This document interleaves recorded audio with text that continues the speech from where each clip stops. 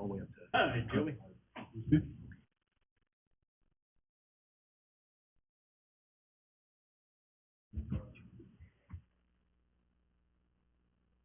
How are you today? Sandy, how about you? Why The end of a long day, right? Yeah. We need to put this back out. And it is. Yeah. We just need to put this back out.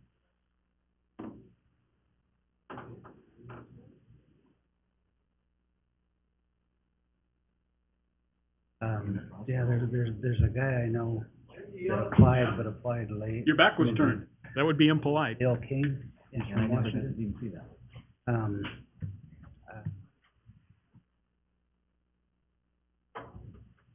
Not a peep out of any of you up here. I know. Am I sitting over here? Am I sitting here?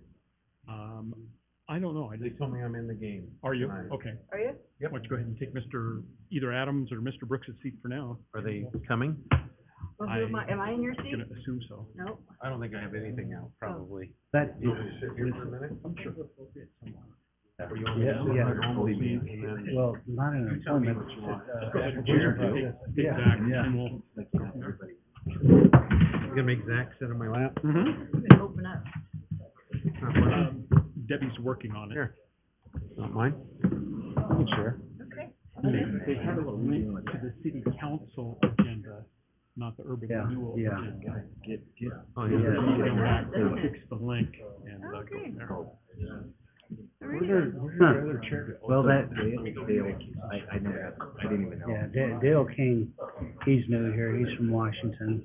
Go ahead, But- Jim, but I'm ready he's- when you are. Adam's coming in. He's kind of spent his lifetime in, consensus building and cooperation, that's what he did up 30 there. minutes and went by fast. He just has a lot of good ideas.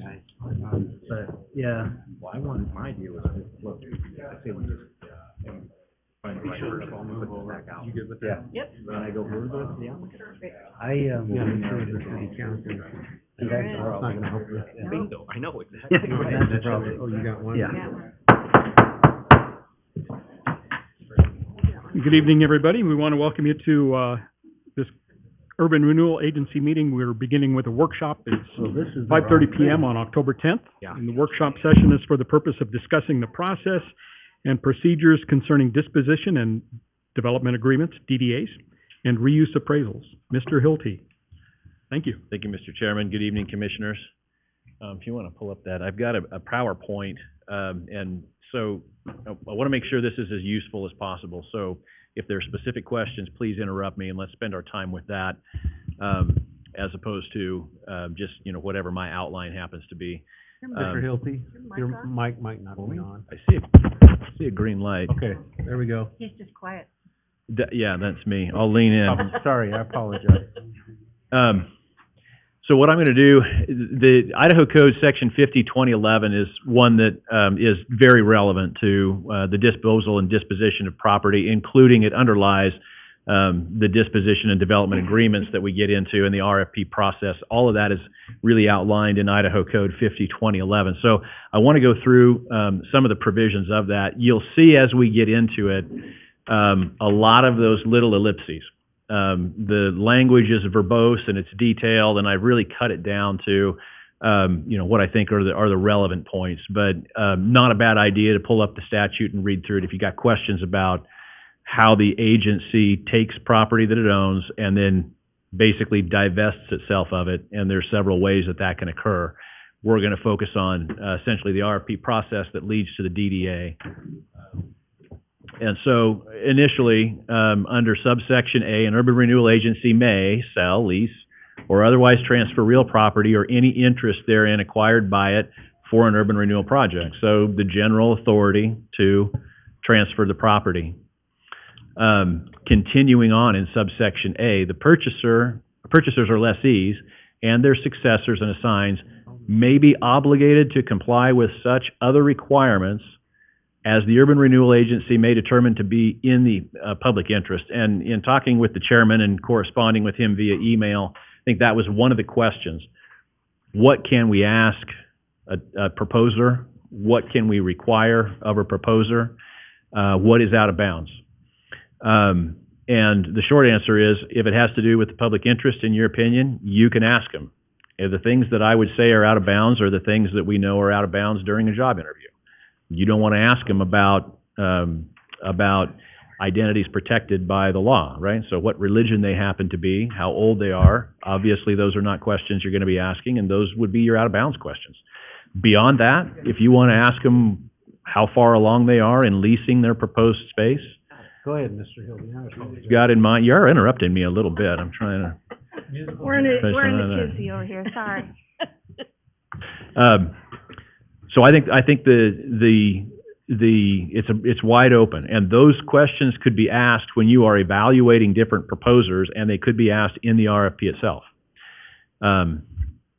So generally speaking, if we're getting ready to do an RFP for a piece of property under this statute, and we'll get in a little bit more to the mechanics and what that means, you can ask them whatever you think is going to be relevant to the public interest in terms of the ownership and development of the property. What we have seen, and probably what we will continue to see most likely in the future, is the developers bring forward concepts. They are vague in the details, and they don't have committed users signed on at the time. That may or may not be in the public interest. That may or may not be what we're looking for. I think it is probably typical, and it certainly has been typical of our experience. But to the extent that we need more detail, we certainly could require that in the RFP, or we could inquire about that as these folks are being vetted.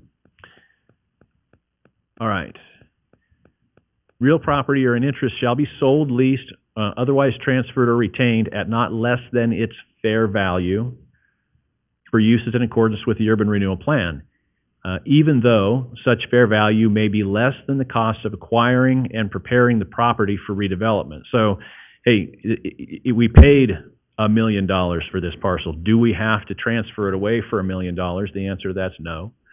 And this is the language that or maybe it's the next little part of it. Yes. This is the language that speaks to reuse appraisals. In determining the fair value of real property, an urban renewal agency shall take into account and give consideration to the uses provided in the plan. And here I think is the very key part: the restrictions upon and the covenants, conditions, and obligations assumed by the purchaser. So the agency, with very few exceptions for property out in the industrial area, we're not just property seller, right? We're about redevelopment, and that's been all the properties downtown. And so when you are requiring the developer to do certain things as opposed to just pay for the property and own it, that can affect value. And that's what this is what the legislature is saying here. Now, this is in different areas and different people, you have different phrases for this. It may be, I say reuse appraisal. A redevelopment appraisal is another word for a development appraisal, or otherwise calculating residual land value. That's what this is about. So let me give you an example that I guess is a little bit extreme, but I think it illustrates the point. If I had a piece of property on the beach in Malibu, a residential property worth $10 million, and I said, I will transfer it to you for free. That sounds like a good deal, but if I say, well, there's just a couple conditions that go along with this transfer.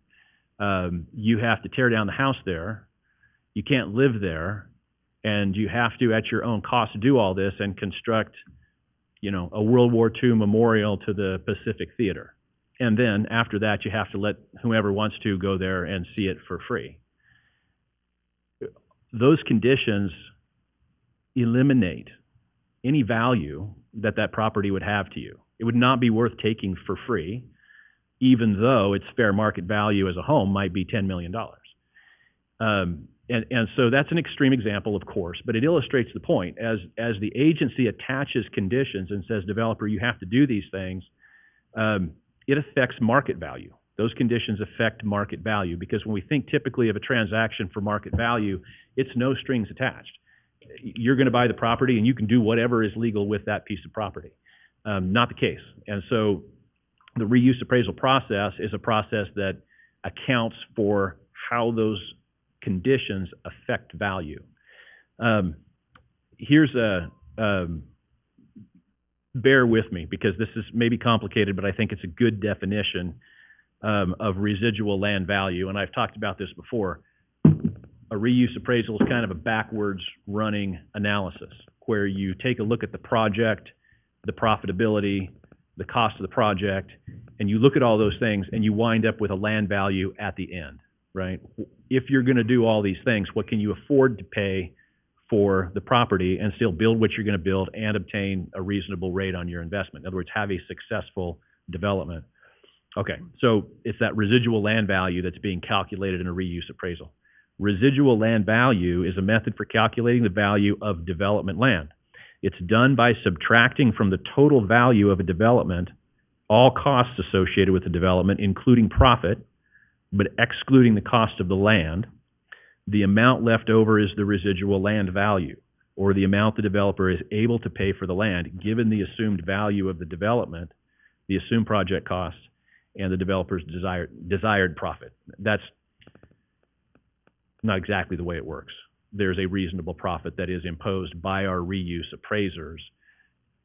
In the private world, as the developer could say, I want, a 50% return on my investment. That's, of course, going to drive down the value of the land. So it's not necessarily the developer's desired profit, but a reasonable profit based upon the market in which they're building and the uses in which they're going to develop.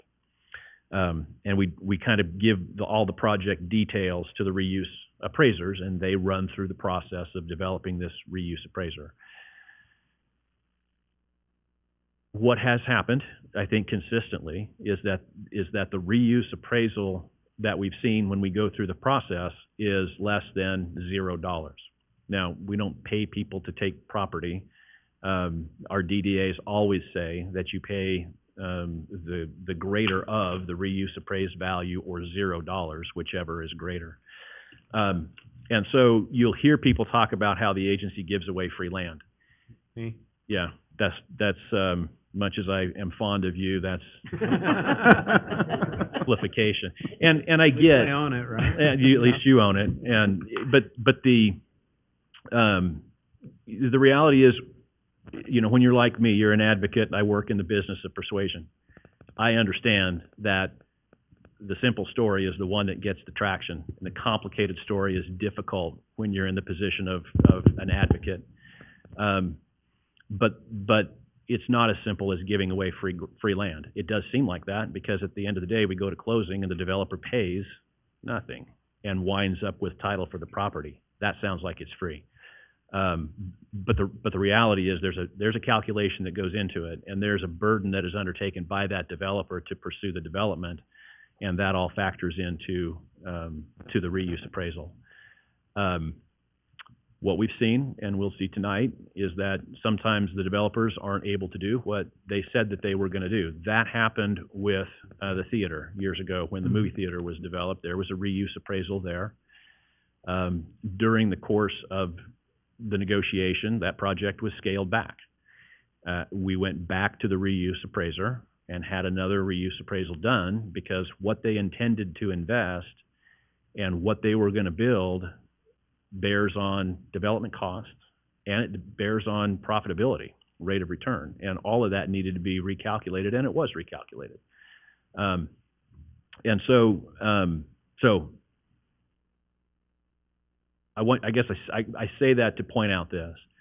We as staff are aware that changes in developments affect this calculus, and we don't let them achieve a value based on the initial concept and use that throughout. If the concept changes, the values change, and we have to go back and take a look. Now, in the case of the theater, it went from minus $7 million to minus $3 million or something. It wasn't a factor that affected us in terms of the DDA, but we did check it out. We did go back and look, just as a matter of transparency and of responsibility to the public. So any questions on that reuse appraisal process? Any questions that don't involve math, because that's not what there's a reason why we hire these things out.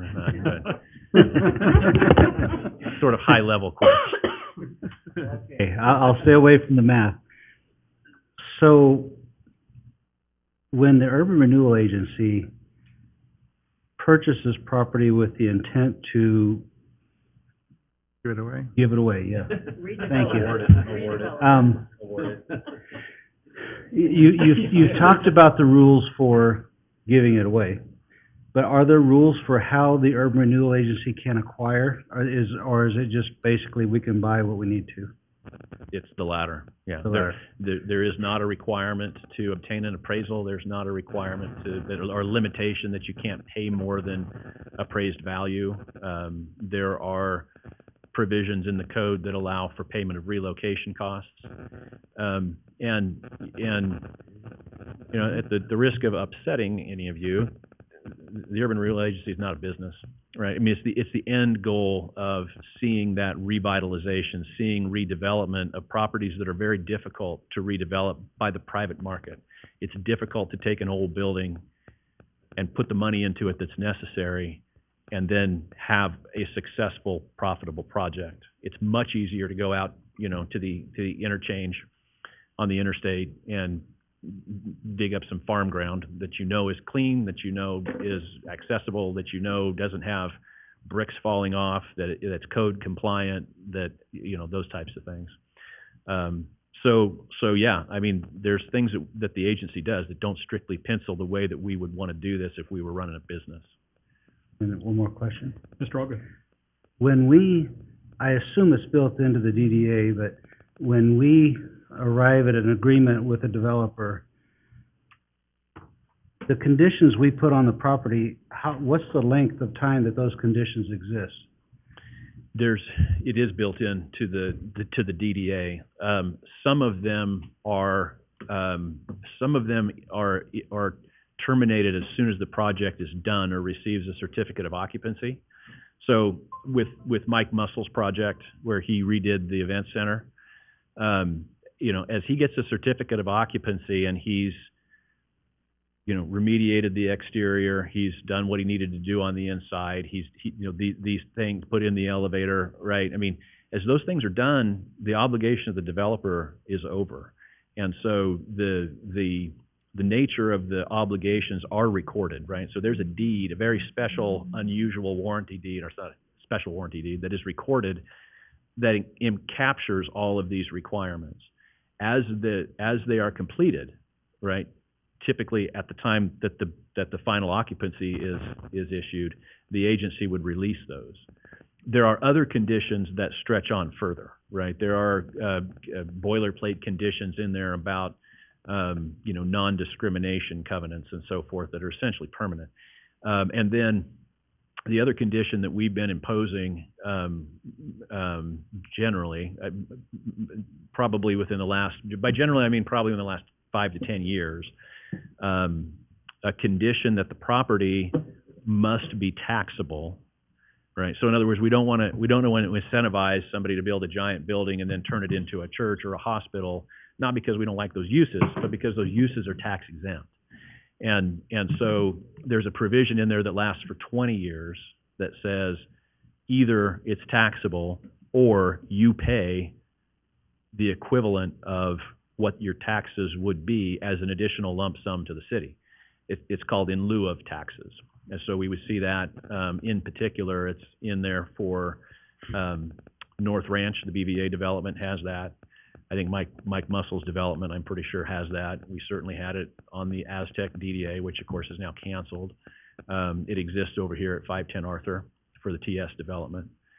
So that's a long-winded way of saying some conditions fall off because they can be met at a certain point in time and then they're gone.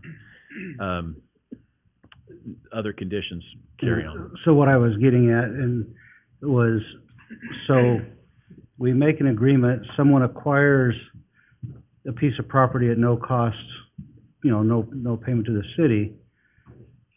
If they complete the conditions, then the next year they can turn around and sell that property without any condition other than the ones you mentioned, like you have to pay taxes and things like that. Correct. They cannot sell it while they're developing. But once it is completed, like Mike Mussel, if he finishes the building, then he can sell it, he can do whatever he wants with it. Exactly. And that's the whole, I mean, that's part of the urban, I mean, that's what we're I guess, for lack of a better term, in the business of, right? That building went from something that was dilapidated, falling down and empty, to something that looks nice and has got some historic character and it's got some good function, going forward. Whether Mike owns it or he sells it to one of his companies or one of his investors or some stranger, that doesn't matter. The agency has achieved that redevelopment. We still want the taxes on it, of course, and that condition does exist. Okay. But, sorry, one more thing. When we take somebody on under a DDA, they can't leave, they can't sell, they can't shift horses without the consent of the agency until the project is done. Thank you. Sorry, Dave, go ahead. Oh, go ahead. Whoever Mr. Chair picks. I choose Dave. So, I guess I look at the contracts, and I looked at one here, and I went line by line through it. I've got I got about 15 questions about some of these different sections. Selection of developer, accommodations of lender. I guess it seems kind of general in some of this, and then some of it's specific. Conditions of property transfer, which will, I guess, the one that I looked at, it didn't have a time frame that, they could sell this thing within 12 months after they completed it. Are those are these contracts different from deal to deal, or? Somewhat. The form that you're seeing is generally the form that we would have. Evidence of financing, looking at a condition here in one of these, condition of property transfer. If I look at evidence of financing, agency shall have developers evidence of financing in accordance to Section 4 with financing for the project shall close and be available to developers upon developers' acquisition of the property. What is that? What's that look like? I mean, is that a letter of credit? Because, in my world, letter of credit, they're not liable. They're not, they don't hold a whole lot other than went through this with this person, and there's not a whole, so I guess I don't know what, looking at these and looking as they come across us, those are kind of a general deal when you're trying to make a decision whether to award something or not. So there's two phases where we want that evidence of financing. One is at the RFP phase. So there's a requirement that they basically show us, Right. That they're creditworthy or that they have the financing available. That usually comes in the form of a letter from a bank. That's it. So we have a letter from the bank saying, we're involved with these guys, we've lended to them before. It could say, their credit's good with us for $10 million, or they could say, we understand the estimated costs of this concept specifically to be such and such, and we're good with financing it, provided, that whatever, they get the contract and all that. So if a potential candidate's coming towards making an RFP offer, per se, what's the checklist? What's required of them up front? I've never seen anything that's required of somebody that, and then I'm asked to sit here and say, they're the best one. Mm-hmm. So I guess I'm pretty limited to that. Mm-hmm. In the world that I work in, we've got to be fair to everybody, and ask the same questions and some things we can ask. So I guess that's my first question on the process of what they're given. And then I had another question to that I just forgot, that I could probably think of later. Debt, I'm looking at another section here in conditions to developers' obligations. Debt and equity financing. The developers to obtain financing reasonably acceptance to developer and submit to agency reasonable acceptance evidence of financing and pursuant and approved by the agency. Yeah, I guess I'm confused on that one too. What is that? What because I don't see very many letters of credit from when these come across. Mm-hmm. I see a lot of pictures, Fair. proposals that are really neat, but at the same time, what's behind that? And I feel like I'm asked to make a decision, an important decision, of very limited information. So I get insecure about that. Certainly. you know. So I guess I don't understand what that one is. Let me just go real quickly here. Communication revisions, agency and developer looking at development of the property. Communication revisions, agency and developer shall communicate and consult informally as frequently as is necessary to ensure that the formal submittal of any documents to agency can receive prompt and speedy consideration.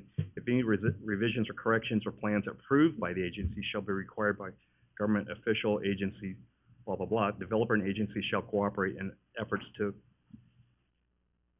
yeah, and I feel like we're kind of in the blue in that. Like, it's not, how do we know? And maybe this is why it just keeps going on and on with some of these proposals that we look at. Changes to final construction documents. Flipping a page here. Developer desires to make substantial changes in a final construction of documents after their approval. Such proposed changes shall be submitted to agency for approval.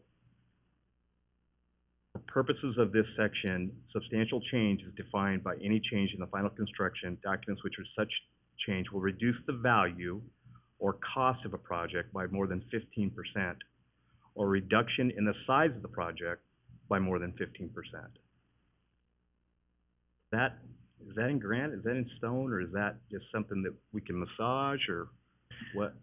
Well, for those that are executed, right, I mean, that was the deal, and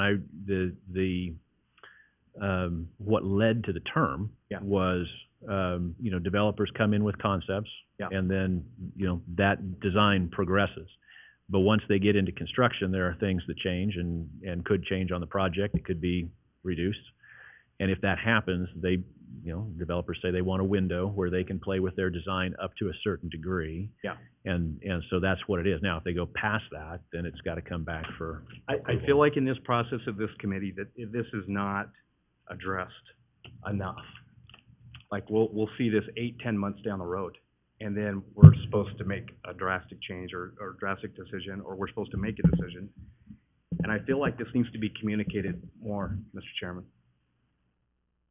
I mean, to be privy to this thing. Mm-hmm. Developers' obligations, permit agency staff to attend weekly and monthly construction progress and design for meetings of the project to permit, provide agency with monthly written status report on the project, narrative status update.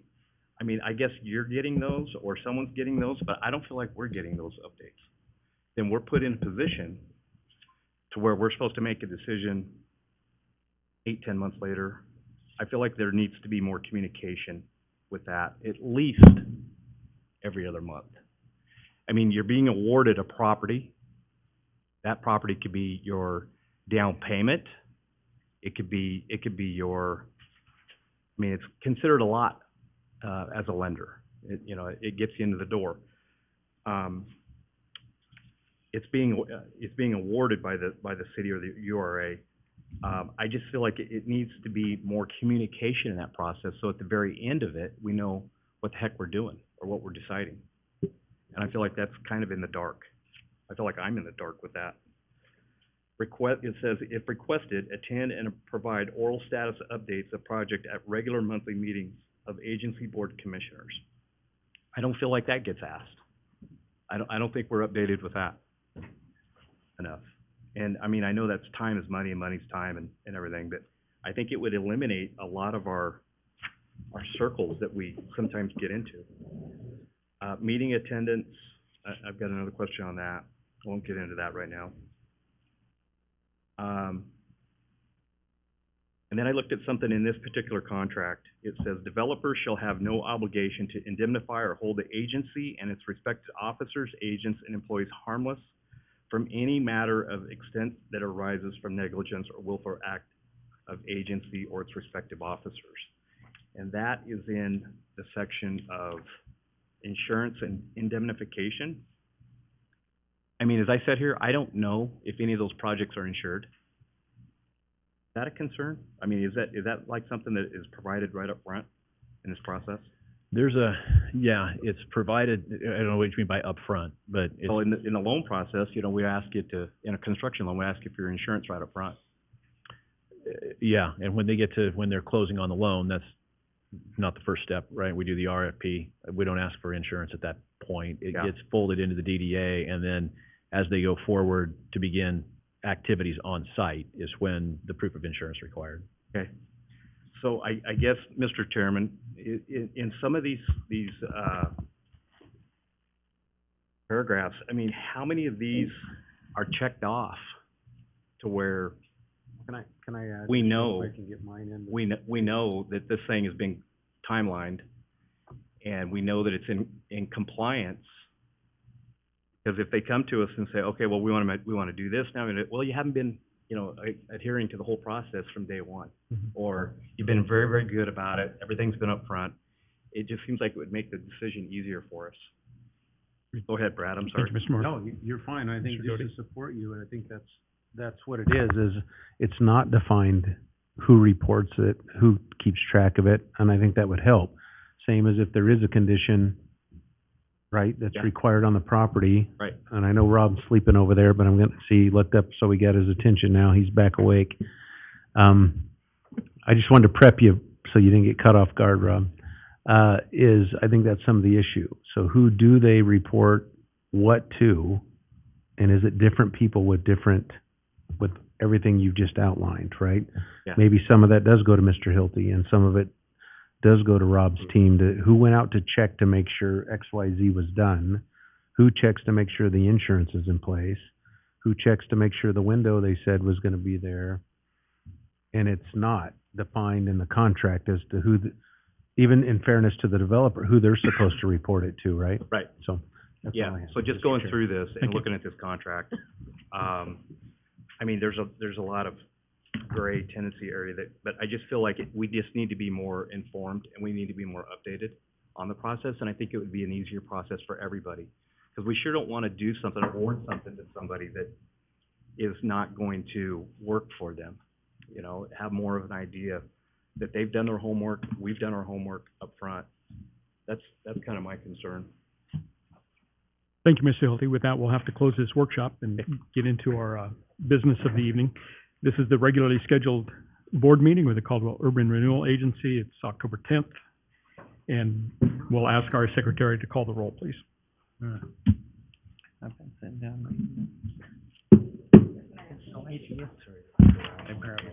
No, you're good. You're good. Yeah, we can get informed on. Somebody. Commissioner Porter, Here. Commissioner Warwick, Here. Commissioner Brooks, Here. Commissioner Moore, Here. Commissioner Allgood, Here. Commissioner Garcia, Here. Commissioner Doty. He was here. Stepped away for a moment. Since he's retired, he's like completely. Brings us to our standard question of, are there any conflicts among commission members with anything on the agenda this evening? Okay. Seeing none, we'll move on. I don't believe that there are any special presentations this evening. So that takes us to the point of public comment, where members of the public can address the commission on any items not on the agenda. Do we have anybody this evening? Okay, seeing none, brings us to the consent calendar. Do we have a motion in regard to the consent calendar? Mr. Chair, Mr. Doty?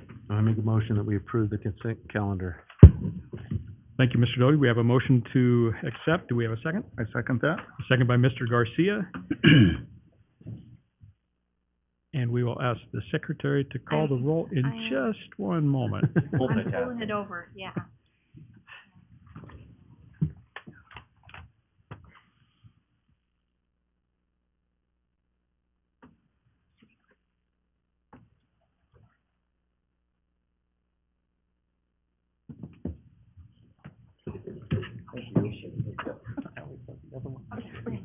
Oh, fine. Commissioner Porter, Yes. Commissioner Warwick, Yes. Commissioner Brooks, Yes. Commissioner Moore, Yes. Commissioner Allgood, Yes. Commissioner Garcia, Yes. Commissioner Doty. Yes. Very good. We have no old business this evening, and that takes us to the first item of new business, to consider a resolution authorizing the execution of First Amendment to the Disposition and Development Agreement between agency and Amano Development LLC. Welcome back, Mr. Hilty. Thank you, Mr. Chairman. Good evening, Commissioners. I'm going to give you, as I often do, I guess, the high-level review of this action item, and then representatives from Amano and their attorney are here tonight, and maybe others speak to what is bringing this amendment before you specifically. What I'm going to do is kind of run down what the amendment means, and then certainly try to stand for any questions that you have about that. There's really three things that are going on in this amendment of substance. One is a change to the concept plan, or rescaling of it. We'll talk about that. There also is a proposal to adjust the location. Pull up that map. And we'll talk about that. And then finally, a schedule of performance, which we'll look at a high level. There's, I guess, Commissioner Moore, as you're aware, lots of steps in the process on the DDA. Lots of them have different deadlines. So there's a very detailed schedule performance. I'm going to cover that at least at a high level on some of the more important dates. So anyway, let's get into the document. Section 2 on the bottom of page 1 of the amendment is the new schedule of performance. Again, there's lots of time frames in there relative to when other things occur and so forth. I think for purposes of the project generally, there would be a closing on the transfer of the property in February. That, of course, would follow the reuse appraisal, which has not been done for this project. Construction would start in March of 2024, and it would be completed in November of 2024. In speaking with representatives of the project, and we've known this for some time, they're working with Kreisenbeck Contractors, a very reputable construction firm, who apparently has given them, fairly firm commitment that if they can get in the ground in March, this will be done in November. And of course, that would be important to them for purposes of capturing that winter wonderland traffic. So anyway, schedule performance modified at attachment 2. Attachment 3 is the design development plan. This is the concept plan, and I'm sure they're going to take you through the pictures, which you have as part of your packet. The project is originally, as proposed, was 15,000 square feet on the first floor, 6,000 square feet on the second floor.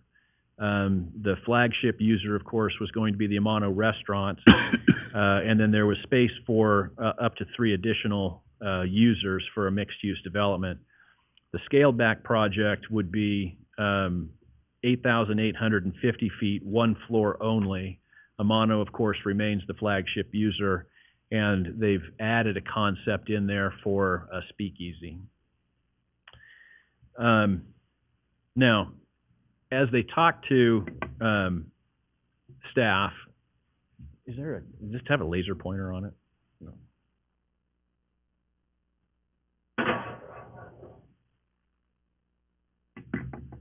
This is page 42.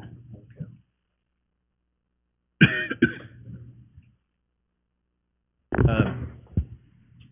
The staff shared with them that the concern likely that the agency would have is the density of development. So as the project is scaled back, the concern was, and conveyed to them that, the agency has shown a preference for greater scale in terms of developments, and this would be contrary to that.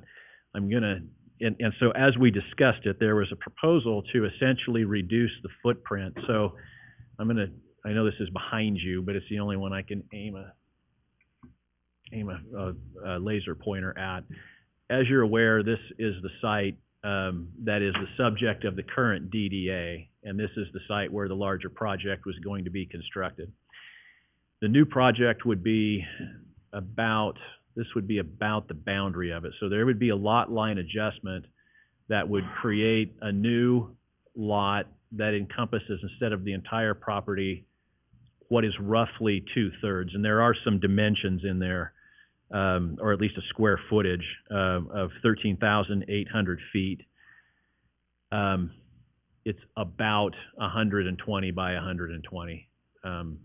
just under that, I think.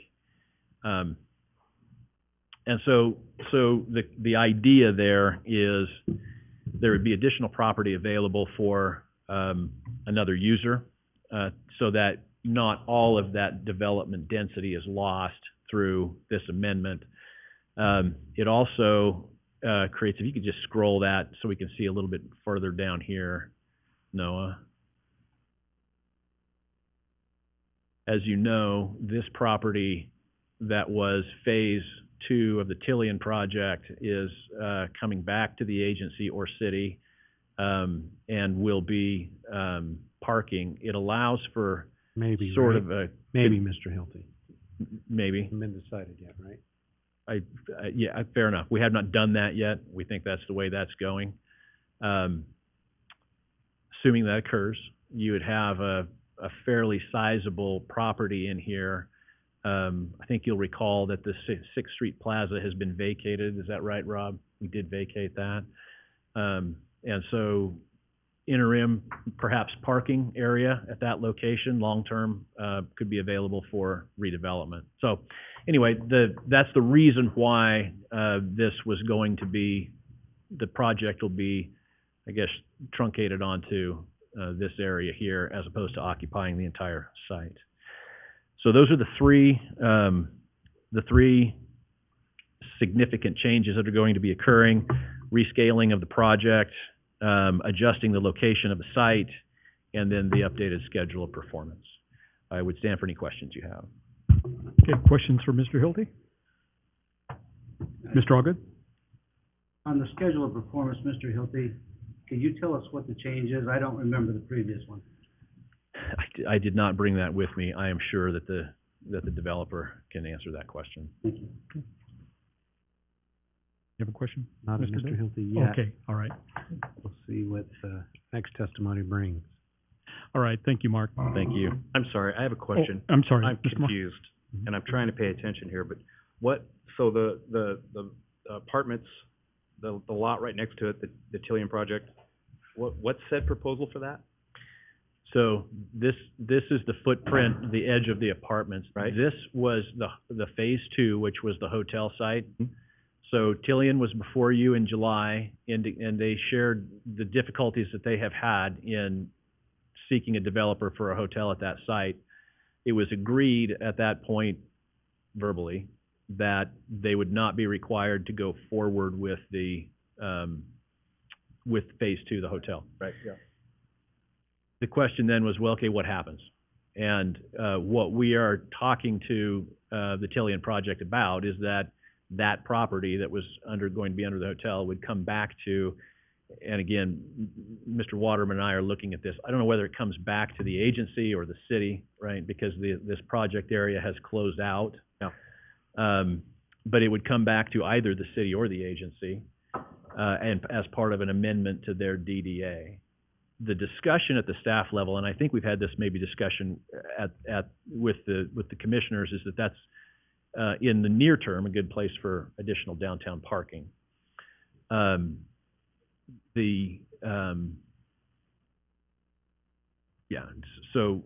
my question is, how is it determined that that's gonna be a parking lot?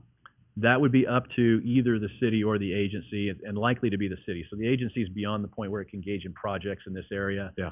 Unless the new allocation area is approved. Mm-hmm. If that is approved, then, this could wind up as agency property again, Yeah. and there would be an RFP, or the agency could develop a parking facility. That would be within the scope of the new plan that's being proposed. If it winds up going back to the city could look at parking. But it's really been, it would be a decision for the agency or for the city.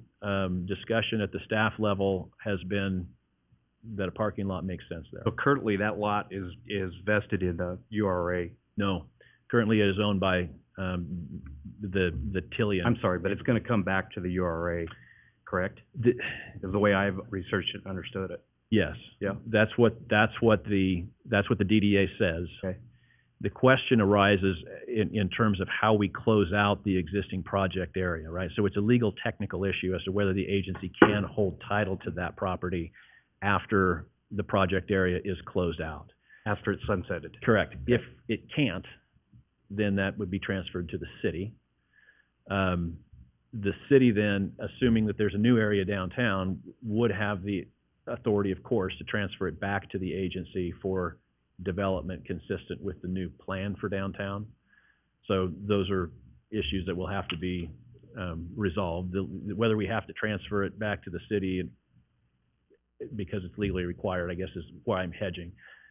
I guess I'm seeing that as somewhat of a technicality. I think, Right. at least from staff's level, everybody's on the same page that parking is appropriate in the near term, but, Yeah. that'll be up to the city, I guess, probably in the first instance, and then the agency. Well, I would think that's a choice piece of property right there, to be turned into a parking lot.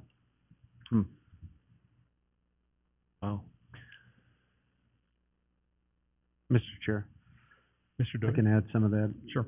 It would be that temporary parking to maybe get through the Christmas break here for sure is what's been Right. discussed. That's what we discussed here at this meeting. I remember that. However, I still have some issues with just giving the property back when we were promised something else in that area.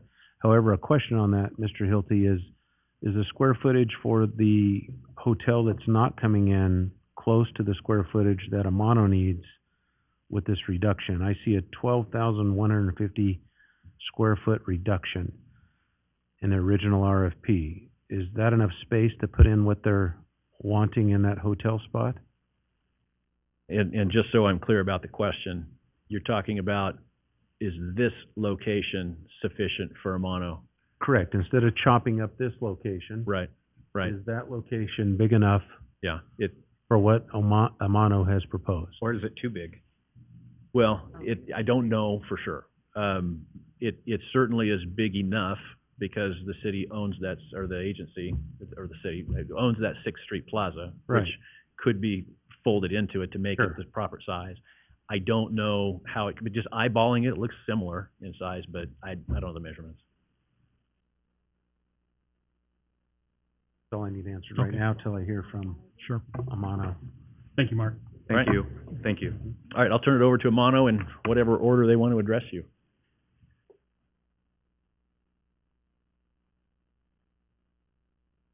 Good evening. Welcome. Good evening, Chairperson, Commissioners. Ann Kunkel with Baron Thomas of 242 North H Street, Boise, Idaho. Mark's definitely a lot taller than I am.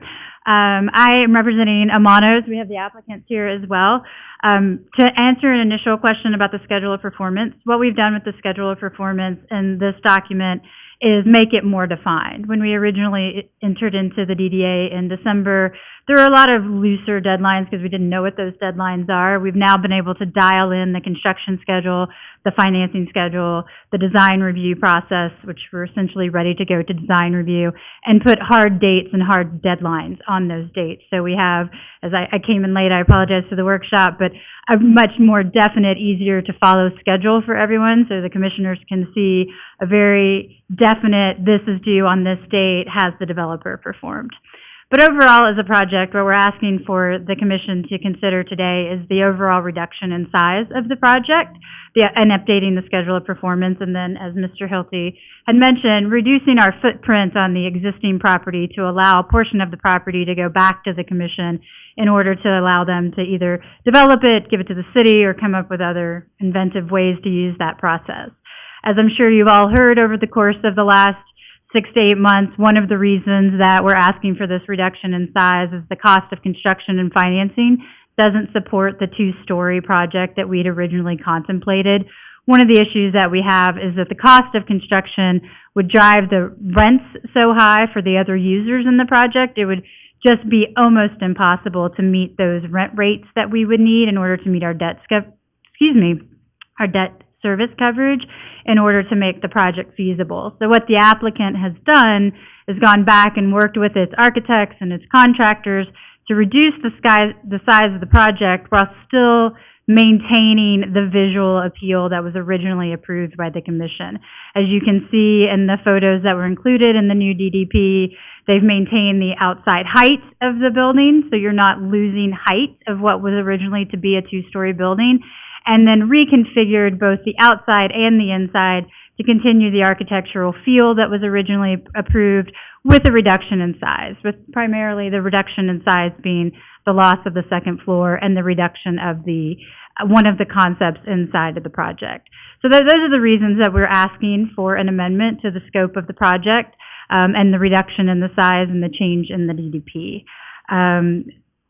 The density of development, again, we understand that that is a concern, and when speaking with staff, that we thought if we can shrink our footprint, that allows that density to remain on the project and give you as close to what was originally conceived of as part of the RFP process and the DDA, while still trying to put a project in place that's going to be economically feasible and have the most likelihood of success.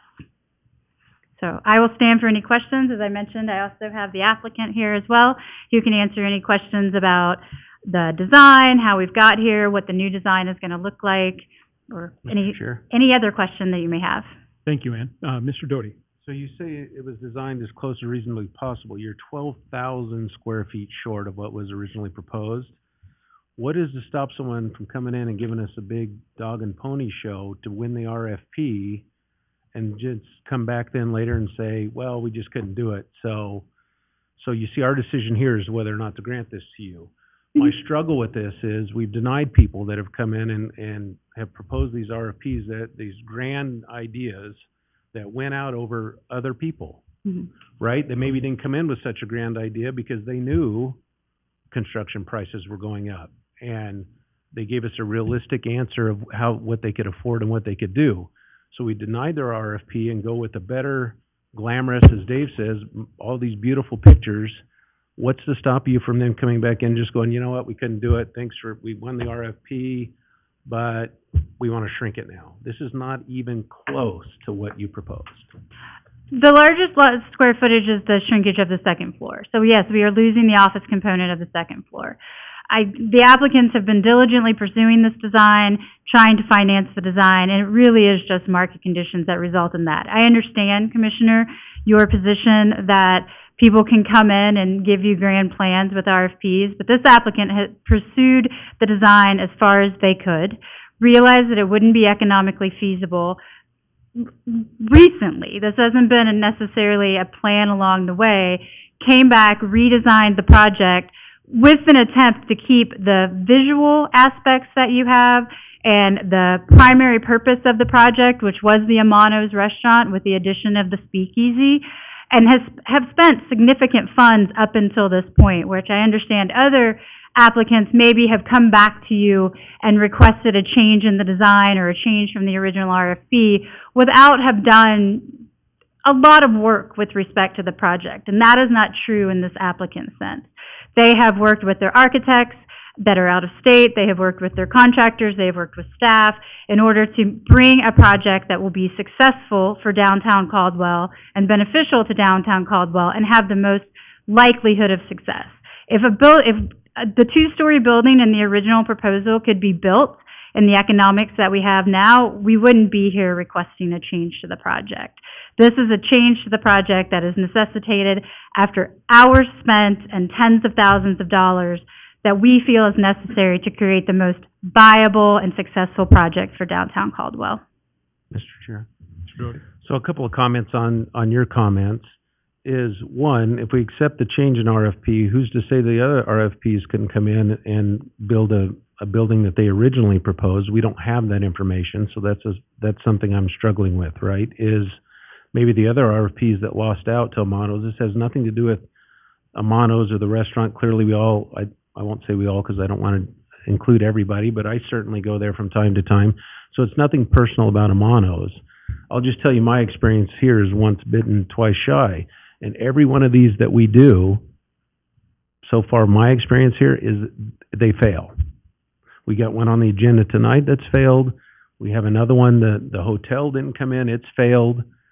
And now Amano's wants an exception, and it's very similar to the speech you give, that this is the great plan and it's all going to work and we're all good to go. I've heard it time and time again, and so far none of them have succeeded.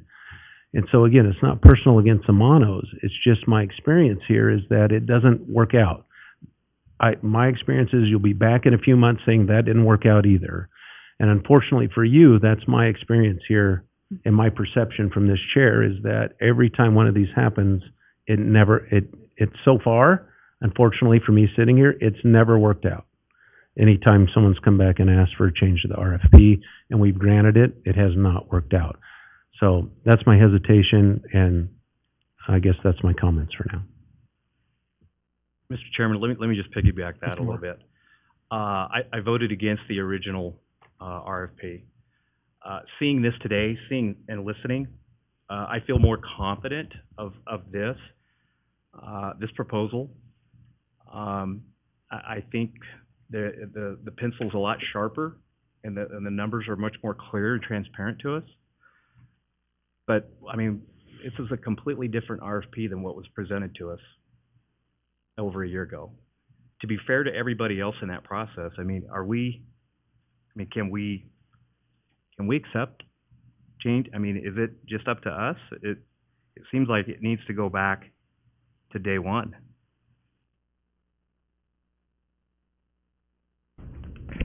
So I'm, you know. Mr. Hilty? Mr. Chairman, Commissioner Moore, yeah, from a legal standpoint, you have the authority to modify the DDA. That would have been in anybody's proposal. So any successful proposer would have had the same opportunity to request amendments. So the short answer, I understand your question, your concern, but from a legal standpoint, you can do this. Council, thank you for having us, and I understand the concern, you know, that is raised, and it's very valid, and we lose sleep at night thinking about this. We are owner-operators, right? So we are constantly at our restaurant, making it as successful as it can be, and putting the name of Caldwell in a very, very high place here in the state and nationally. So we take what we do very seriously. From the time of the RFP to now, the economic conditions have changed throughout the country, as you all know. The proposals that we had that were going to lease our space both backed out. And I'm sure you knew who they were, and we talked about them. I had a lengthy conversation with one of them, a sandwich shop, and he is struggling with his Boise locations now and is wondering if he overextended himself. So he backed out of ours. So that's when everything just started, like it doesn't pencil out. Nobody can lease out these spaces. We want to create a space in Caldwell that is worthy, not just build a box, because we can build a box, but that's not what Caldwell deserves. Part of what we're doing here is we're bringing in so many people that are touring the city and that are just having a blast and they're like, I haven't been to Caldwell in 10 years, and this is amazing what's happening out here. So the quality of the building that we want to do is an expensive build out. And in the beginning, we were confident that we can lease out these spaces, but we couldn't get an office tenant up there. And then at the end, the sandwich and the ceramic place also backed out, which put us into this corner. At the same time, interest rates going up. So they went up 1% from the original time. So now they're at 7%. We would have to get a small business loan. 7.27. She's the one that does all these numbers. So I understand the concern and the frustration, and I also see the projects not developing, and are we just one of these guys, you know, doing the same thing? We've spent thousands of dollars, real money, into really diving in and like, is this gonna work? We want to make it work, you know, and Mr. Dottie brought up a great point. Maybe I didn't even think about that law if that is an option.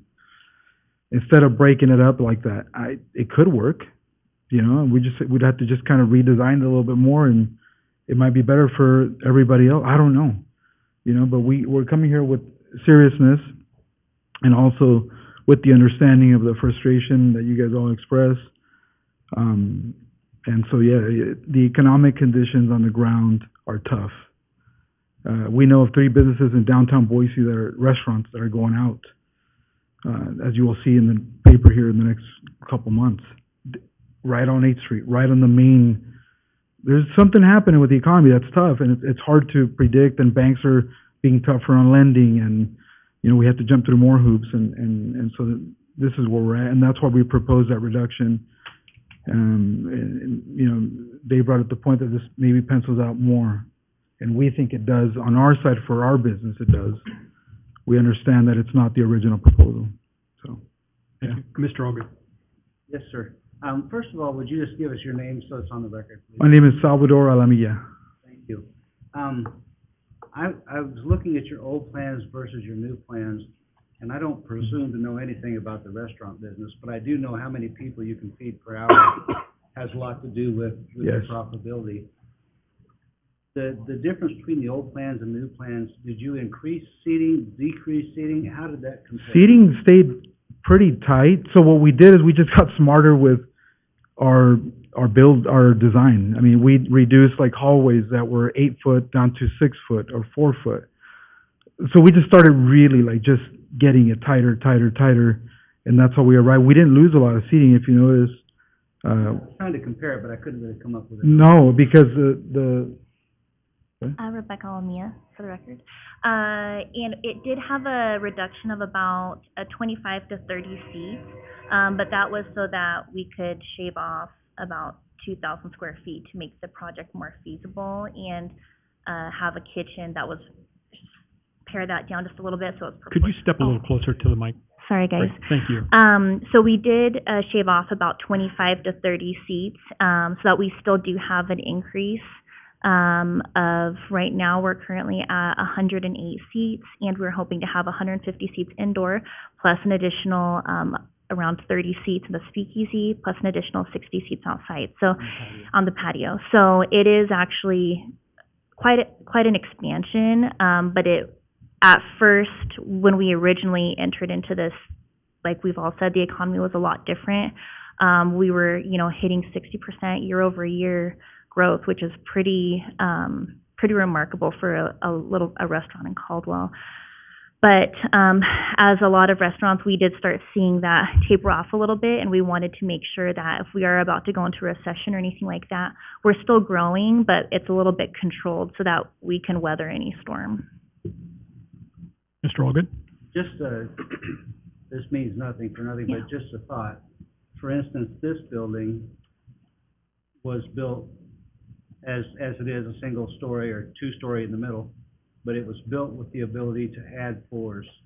That was built into the architecture. Is that possible in what you're doing, that 5 years from now you could add space? So, short answer, yes. Structurally, it has to be designed in such a way that will increase cost. So we're back at this cost thing.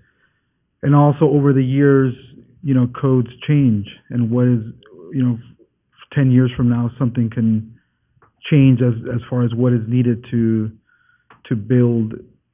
So it comes down to cost. Yeah. I would love to have built a 2-story structure, and Yeah. but it really does come down to cost, and for our business to be successful in that, and weather the storm, and we are looking at a recession potentially next year. All indicators kind of show that, and so we're like, all right, can we be scrappy and still survive and still be profitable, and therefore still pay the mortgage, you know, every year. Thank you. Mr. Chair. Mr. Doty? So do you have the funding? Is it 5 million? So we're down to 4 million is for the construction plus TI and FF&E. Like Mr. Moore brought up the point that in these, what the good thing about this is that it is used towards your down payment on the loan, right? So that does get us there with the funding. And Becca is the one that's been working with it. So with SBA funding, it's usually a $5 million max for SBA. And like we are working with Science Bank, and Science Bank is a partner with Capital Matrix. And so we've been working with them. And so how it works is the person who's taking out the loan puts down 10%, then the Capital Matrix does 40, and then the bank does the additional 50. But that 10% that you're required, the land can count towards that. So it is a helpful kind of boost for an owner-operated business like us, where it could take, 10 years to save up that kind of money, where it kind of helps boost so that we can grow at the same time with the city. Mr. Chair, there's two questions. Sure.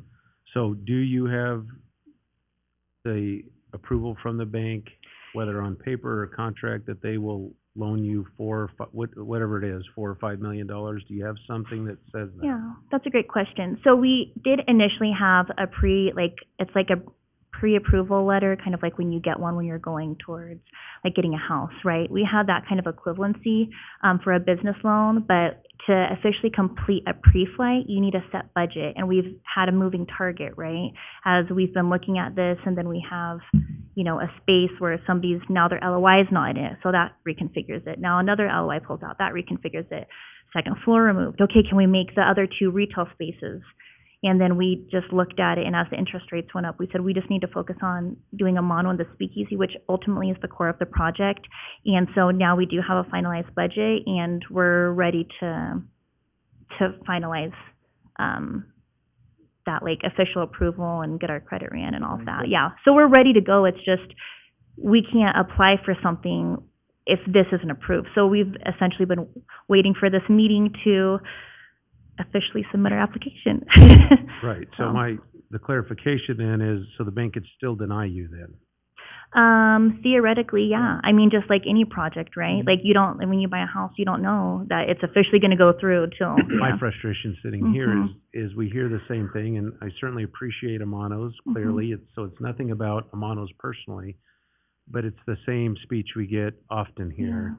Yeah. And then we make these approvals, and we say, yep, we'll give you a shot, and then it comes back and it needs to be smaller, or the bank didn't give us the loan that they promised. And I think that's I don't want to speak for Dave, but his frustration is almost you said it yourself, you got an approval letter, but it really means nothing. Yeah, and you have to come back with something. Yeah, I wish the process was different. Unfortunately, we don't create that process either, right? We're just subject to it. I wish you could say, hey, let's run our credit, let's do it all on day one. They give it all to you, but it's not the same that way. For example, Mr. Dottie, if this is another, so if the land does change, so it becomes where the hotel was going to be, that's going to mean a slight redesign in this space. Then it's going to be, so that takes a couple weeks, just trying to fit this thing in there, get everything kind of. Are you open to that? I am. We are. Yeah. I mean, but I didn't even think about it as a possibility. I actually really love that view actually better. But that from the patio. And I guess I'll tell you why I'm asking is, from my viewpoint, the risk for me to make a decision and have faith in you all, which I want to have, the risk for me goes down if you're willing to move to that space, versus then us trying to figure out how to chop up this space and where exactly is the parking going to go. And now we have your construction equipment in there and Tillion's construction equipment in there. And even though we want to put in a temporary parking, we can't because all the construction equipment's in there. And if you're willing to go to that spot, and maybe Mr. Hilty needs to jump in to see if that's even legal, or if we need to read whatever we have to do, then I feel my risk as a voting member of the board here goes down, and maybe I'm more willing to take that risk, versus then chopping it up, and we'll have to just wait and see if the bank does X, Y, Z. Yeah. Where this property was already allocated, meaning where the hotel was going to go, we've already put the money into that property. It's got the power and the electricity and the sidewalks, and I'm sure Raylyn or someone here can tell you exactly what all we've done to that property. Yes. So my understanding Already is it's shovel ready and it's approved, and there's no contaminants in there. as opposed to the current spot now, Right, it's not and then shovel-ready. and then the city would maybe, because I don't want to be a hypocrite, because I made sure I mentioned to Mr. Hilty that hasn't been approved yet, but then the city could move forward if they so choose on where you were going to go for temporary parking, at least until we can get our whole parking situation squared away, which I'm sure you've heard is a big contention here in the city as well. I don't envy you guys. And so that's all I'm saying is, if it's going to be a month or two before you get approval from the bank, right? And then, right, and then the hotel, when I took a tour of downtown this week, Tillian, and I get that things can change there too, but said that was gonna be completed in a month and that, all that stuff would be out of there. So do we wanna try and put a parking lot in while you're trying to build on the next lot over? Or is the risk better for me if we can move you in closer to where the hotel was gonna be, and then the city, if they so choose, can get started just one lot over with a parking lot before, I mean, they're already hanging Christmas lights, right? So, I was like, why didn't we think about that? You know, like it, He's a developer. on Jim the pays side. me a lot of money to come up with these ideas. I think Double last year. it Zero. works out better for everybody if that works for you guys.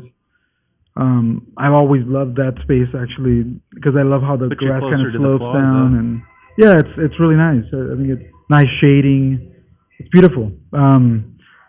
Maybe I guess Mr. I don't even Hilty know can if weigh that's, in. Chairman, can I Oh, say sorry. something? Just, Ann, you were headed toward the microphone a second ago. I Oh. want to make sure you had a chance to. Chairperson, Commissioners, I was just going to say with respect to the financing with the reduced scope and size, and Becca can correct me if I'm wrong, actually makes this project more financeable because we've moved from the $5 million limit to the $4 million limit.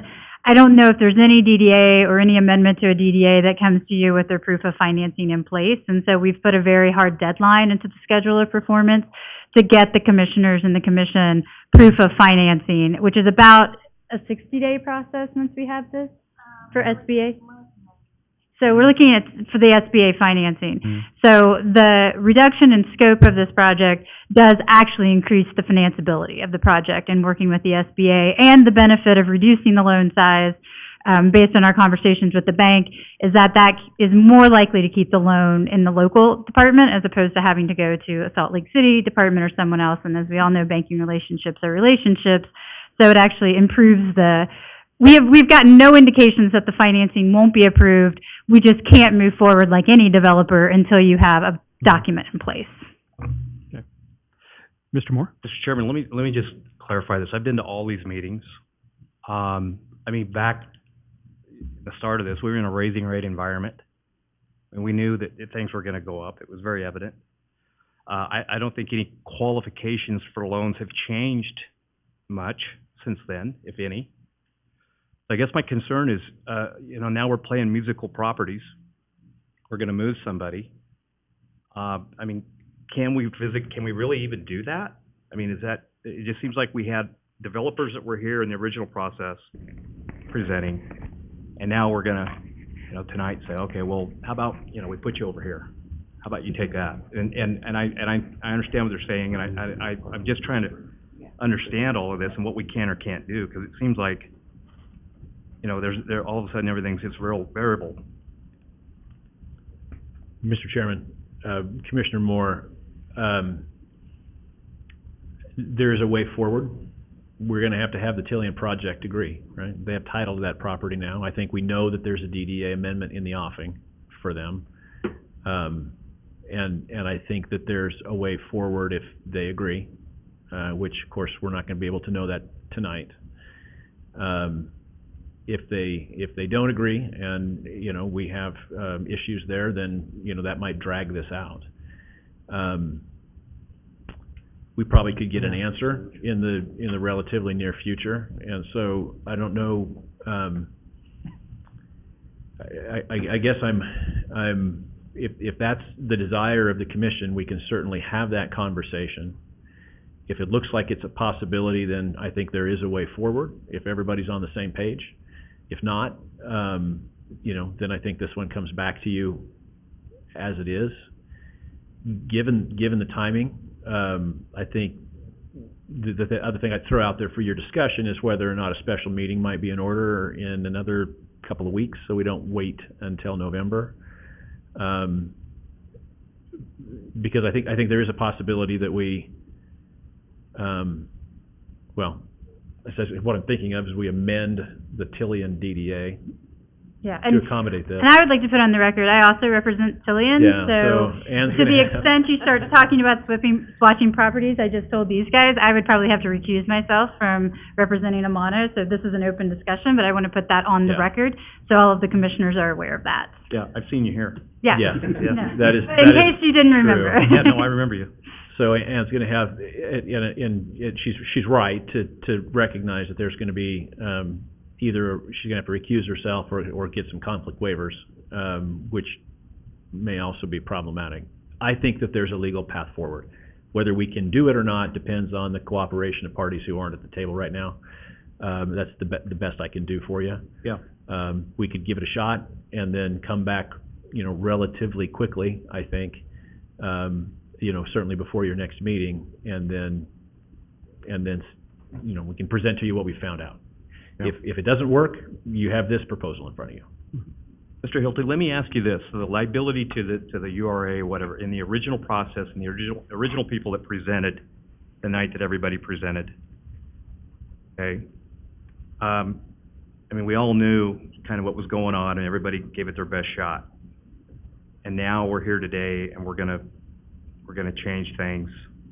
And then we're hoping that somebody can get financed in the next year or so.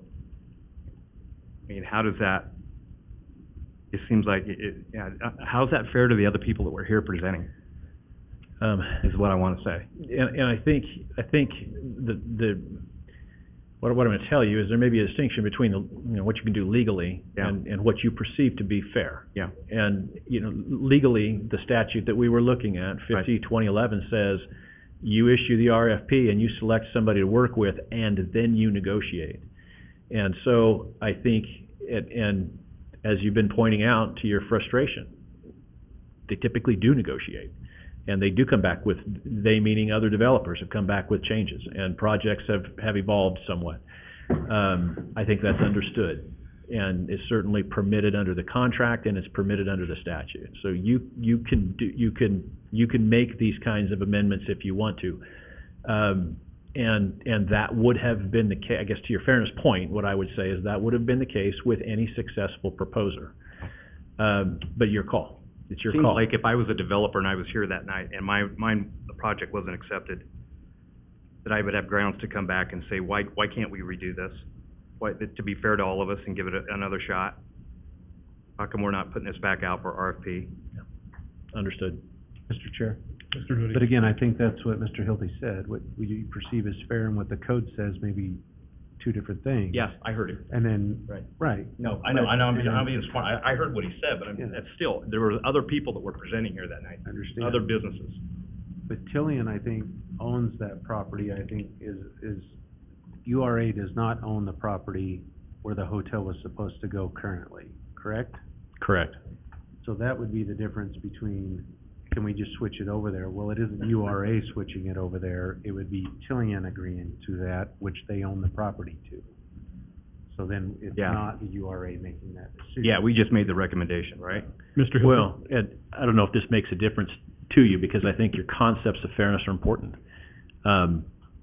The mechanics of this, I think, if it worked, and maybe there are reasons why there's a problem there, but assuming it worked, I think what would wind up happening is we would be amending the Tillian DDA to essentially to have a different developer for Phase 2 and a different project for Phase 2. It would be a restaurant instead of a hotel, but it would fall under that umbrella. This DDA would then be terminated. So whoever proposed on this before may have another shot. Okay. Remember that your project area has sunset. So you're in position of being able to pursue these because they were initiated prior to that sunsetting date. To do more RFPs downtown is going to require the new area. Yeah. So just keep that in mind in terms Gotcha. of what your options are there. Okay, thank you for that clarification. Adam? Mr. Chair? Yes. Probably a completely different subject. It's more on Sal. Good to see you. Question for Sal more than anything, and probably more support of Sal. Sal and I talked probably a year and a half ago about doing a project for him as well, and I have to commend just how dedicated you are to this, so I'm not worried that you didn't do your homework, for sure. Beautiful design, by the way. The only concern is on the design is it's very product specific. So, my concern if it does fail, which I hope it doesn't, we have a building that's very product specific, you know, we have a building there that's gonna be vacant, who will take that over, who would buy that from you, or would it just stay there, you know, vacant for a long time, unless you find somebody who's, within the same market or want the same design or easily, you know, remodeled. So that's the only real concern I have. As far as the property swap, I support that. I think that's a great idea. I think it will also probably help you financially with it already being, the infrastructure already being there. And I think that's just a great idea that was brought up. If legally we can do that, I would truly support that, and I think it'll, I think the question that I have now is, we're using the property on the first, on the original as part of the down payment. I guess that would be a question that we would ask if that's still, can you still use that property as a down payment, even though we would be under Tillian, or is that still theirs? that's a good question, because I think that would also include money that was put into it for the infrastructure, right? Something to look into. Yeah. It's a good question. Might be a question for your lender. That is, and with the DDA, I don't know. We'd have to, yeah. I will say, sorry, in working with our lender very closely, I think that like I said, we're very open to that space, but the terms that would make sense for us would have to be under our name. I don't know if that means as a new DDA or something like that, because it's not going to count as a down payment of some other person's land that we're on. And so that would be an important piece to this puzzle, for that option to work for us. Mr. Algren. Yeah, I don't have a question, I just wanted to make a comment. You know, the whole purpose of urban renewal is to bring quality business into town that results in a tax base and a draw to this community. And so, Amano has been here a long time. They have proven themselves successful. It's not like we're trying to invest in a startup here. This is a company that not only has been successful, but has excelled. I mean, congratulations on your most recent award. That's pretty awesome. And so, you know, I understand everybody's concern. I think they're all valid, but our purpose is to bring this kind of business downtown. And not only are they already downtown and have done an excellent job, they're desiring to expand in our downtown. And I understand all the questions, but you guys have just done an amazing job, and I certainly appreciate that. Thank you so much. Thank you. Ms. Warwick?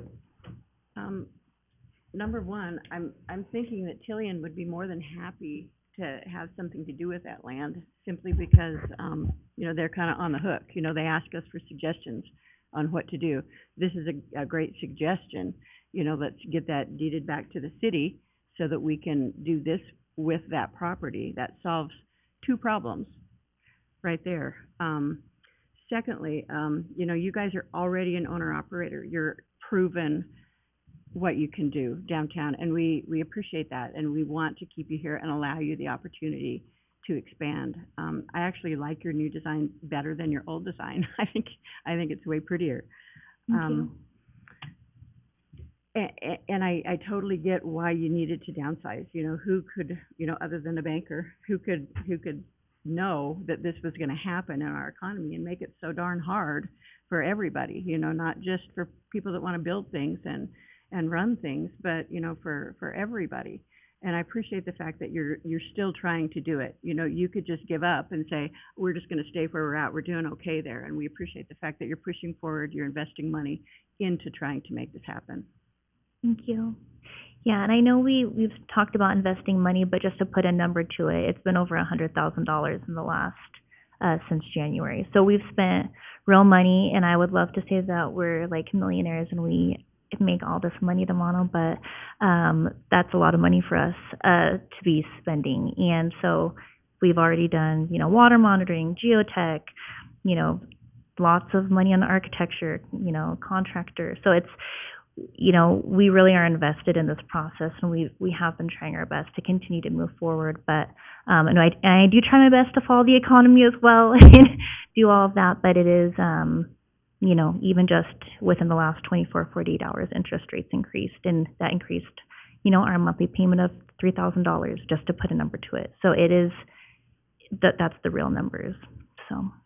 Any other questions, comments? I just want one Go ahead. No, you go ahead. Chair. Mr. Doty? So, under the proposal, if this were approved tonight, some of that property is coming back to someone. We don't know if it's the URA or the city. Is that correct, Mr. Hilty?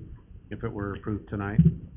This property has not been transferred yet, and so we would be doing a lot line adjustment, coming up with a new legal description, and that's kind of what we have in the amendment, Right. if it was approved tonight as proposed.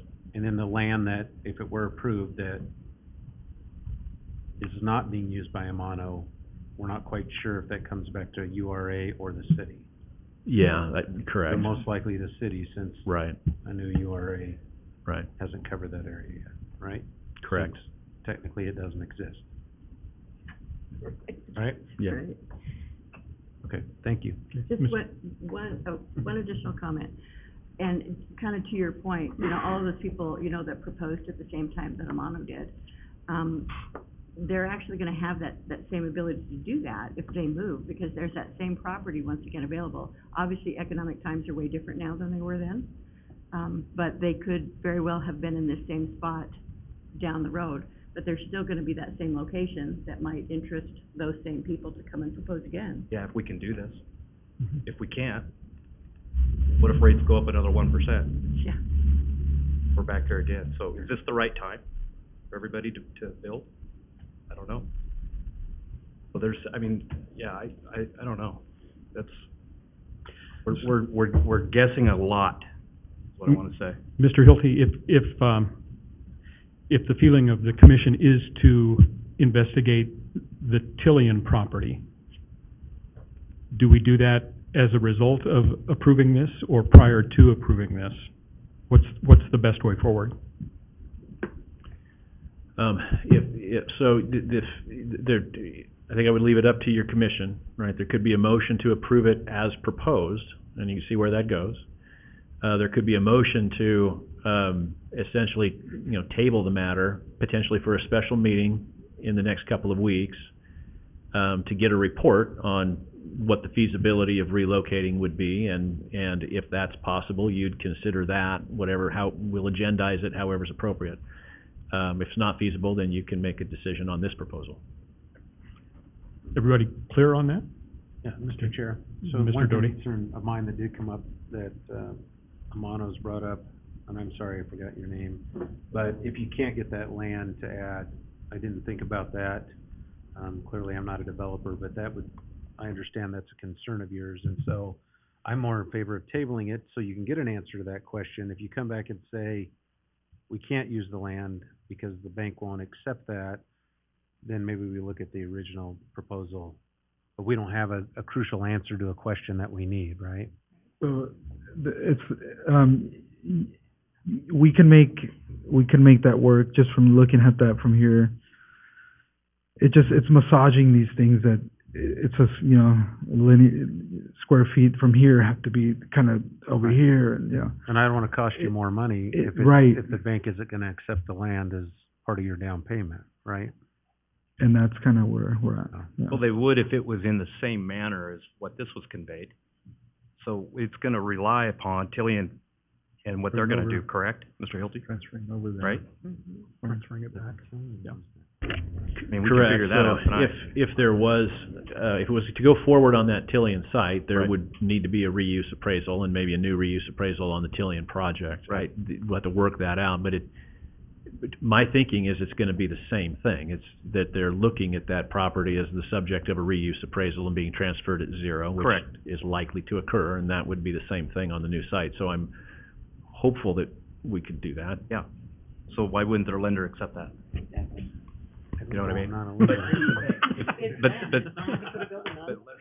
It would have to be transferred in the same process of what they acquired this, Right. correct? Right. So if Mr. Hilty, if Tillian does not and this cannot be done, then they're out. They don't have anywhere to go. Except Then their- it comes, except then it their would have to come back original to plan. here, to this meeting, right? Well, yeah, I mean, the Tillian DDAs, I think, got to come back one way or another for an amendment. It's just a question of what that's going to look like. Right. Correct.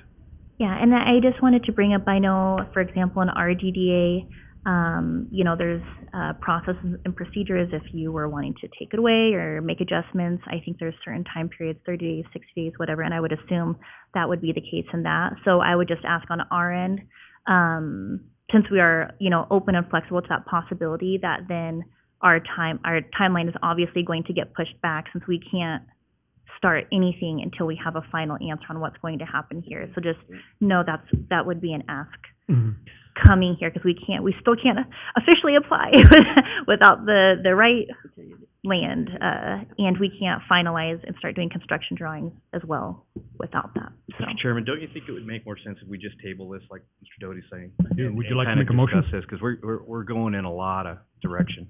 Mr. Chair, Ms. Warber? I move we table this until Mr. Hilty can find out the information that we need before we can go forward. Okay, we have a motion. Can I make an amendment there? Mr. Let's just make it a date Okay. certain, if you wouldn't mind. Okay. We'll table this to a maximum of the next meeting, but we can address it sooner if you get the information sooner, but it won't go more than 30 days, More than if you're 30 okay days. with that. Fine, yep. So we have a motion. We have a second. Second that? And second by Mr. Garcia. All in favor?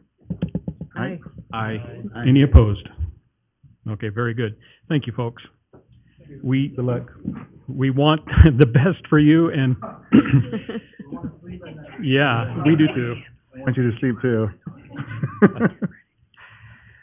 Okay, this brings us to action item number 2, it's to consider the resolution. Number 2. Action item number 2, recommending the adoption of the Caldwell Central Urban Renewal Plan to the City Council of the City of Caldwell.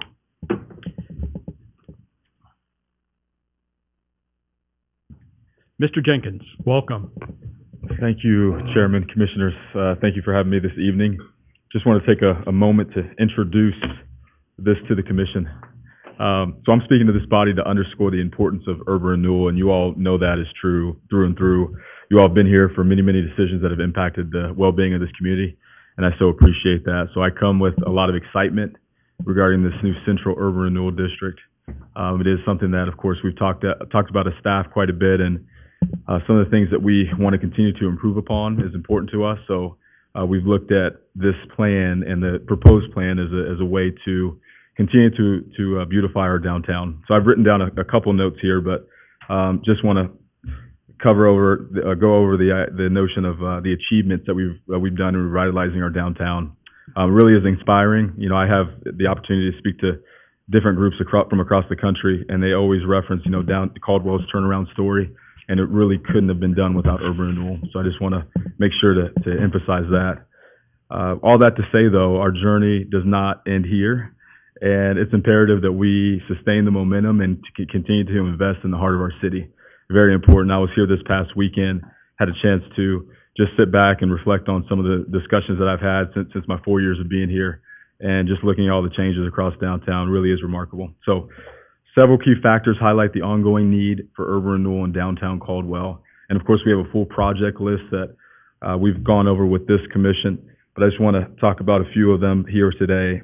Sidewalk improvements and streetscape improvements. So while we have made significant strides in enhancing the downtown experience, there remain opportunities for further improvement, particularly in the realm of sidewalk infrastructure.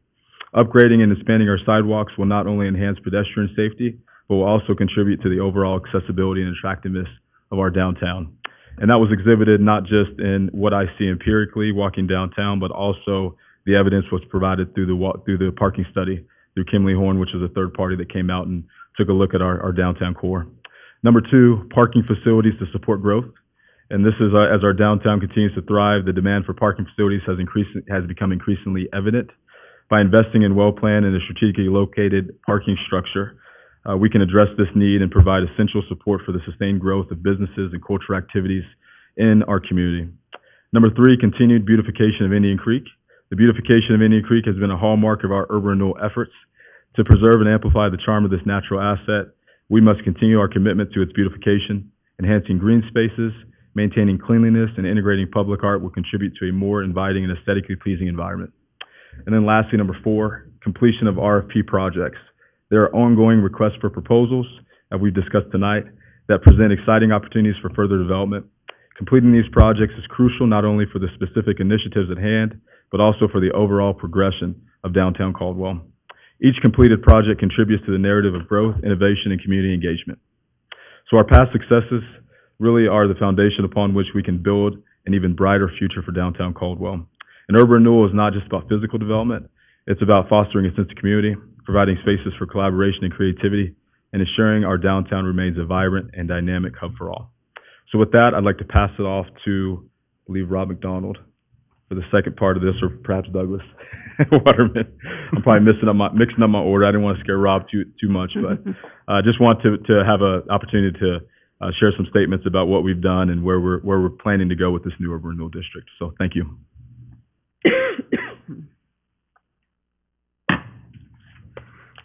All right. Chair, good evening, Commission. Good to see you all. So, and thank you, Steve, for that introduction. I'm going to try to present some of the framework here, and then we'll ultimately have to leave answers to maybe more of your specific questions to Rob and potentially Raylan, and I appreciate both of them being here for that. In your packet, you have a draft urban renewal plan, and a point of the item on the agenda tonight for you is to consider recommending approval of this draft plan to the City Council. The process for the adoption of an urban renewal plan is set out in the code. It's entitled 50, Chapters 20 and 29. 20 was the original urban renewal law. Chapter 29 provided for revenue allocation financing. In conjunction, reading those in conjunction, it sort of sets out, okay, what's the process here? So in your packet, if you pull up the plan and go to page 4 of that, I just want to talk through sort of what this step in the process is to provide some context. So the City Council has already declared that this particular area is appropriate for urban renewal activity, and that finding is based on the area as a whole meeting the qualifications of being deteriorated or deteriorating. Now, one thing that gets bumped into when you're talking about urban renewal is that the code unfortunately chose words that have a common meaning to designate an area as being appropriate for urban renewal activity.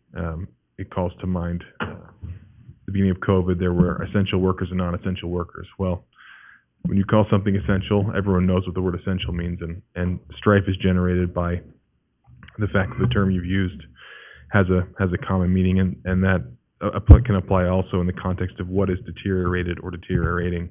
But anyway, the eligibility study, which ultimately was also distributed to you as a plan attachment, goes through the area as a whole. It's not parcel by parcel, it's an area as a whole, and identified components of that area that were deteriorated or deteriorating based on the criteria out of the code for that. So this is the next step. It's the agency looking at the plan and saying, yes, we want this to move forward. We recommend approving this. After tonight, assuming the agency wants to continue moving forward, the plan would go to the City Council. The City Council would have an initial review of it. City Council would say, if they wanted to, that they wanted to have it continue on, it would send it off to Planning and Zoning for a review for the plan's conformity with the city's comprehensive plan. Planning and Zoning Commission would then render their opinion about that and return it to the City Council, at which point the City Council would schedule a public hearing and notice that up to make sure people knew when to come and testify. Assuming the hearing happened and the council adopted the plan, then notifications would go to the taxing district and the state, things like that. So that's where we are in the process. Eligibility study has happened. We have the plan now for the agency to consider. The agency recommends it to the city. Everything will carry on from there. So now I want to talk about what is in this document, in the plan body document, and you were provided with the plan body along with a number of exhibits. An urban renewal plan document is a lot of what it is doing is making sure that the urban renewal plan complies with the applicable state code. and there are lots of state code requirements. The plan document is trying to make sure that everything has been thought through the way it's supposed to be. That, for example, the 10% limitation, the base assessment value of all the urban renewal districts in any particular city or other jurisdiction can't exceed 10% of the total assessed valuation of that city. So it's making sure that that criteria is met. For the meat and potatoes, though, of an urban renewal plan, it's going to point at two things. It's going to point at your project list, and it's going to point at your feasibility study. And both of those things are plan attachments. So it used to, back in, at some point in time, slightly after I was born, the city of Caldwell adopted its first urban renewal plan. And the law that applied at that time was different than the law is now. It permitted a much broader, less specific plan. Since that time, the legislature has obliged urban renewal agencies and cities who want to adopt an urban renewal plan that they set out all the projects that the agency intends to accomplish during the life of the plan with specificity. That the agency set out in the feasibility study how it intends to finance the various projects, that it sets out specific information, and this actually ties into the issue of what happens to the property that was the agency's to dispose of now that the plan is sunset. Well, when your original plan was adopted, my understanding is the code didn't speak to that kind of thing. Now, if the agency wants to retain property after the sunset of the plan area, it has to call that out in the plan. So, for example, if there's an agency somewhere that has a parking garage that it wants to retain long-term rather than transferring to the city, its plan needs to say it's going to do that.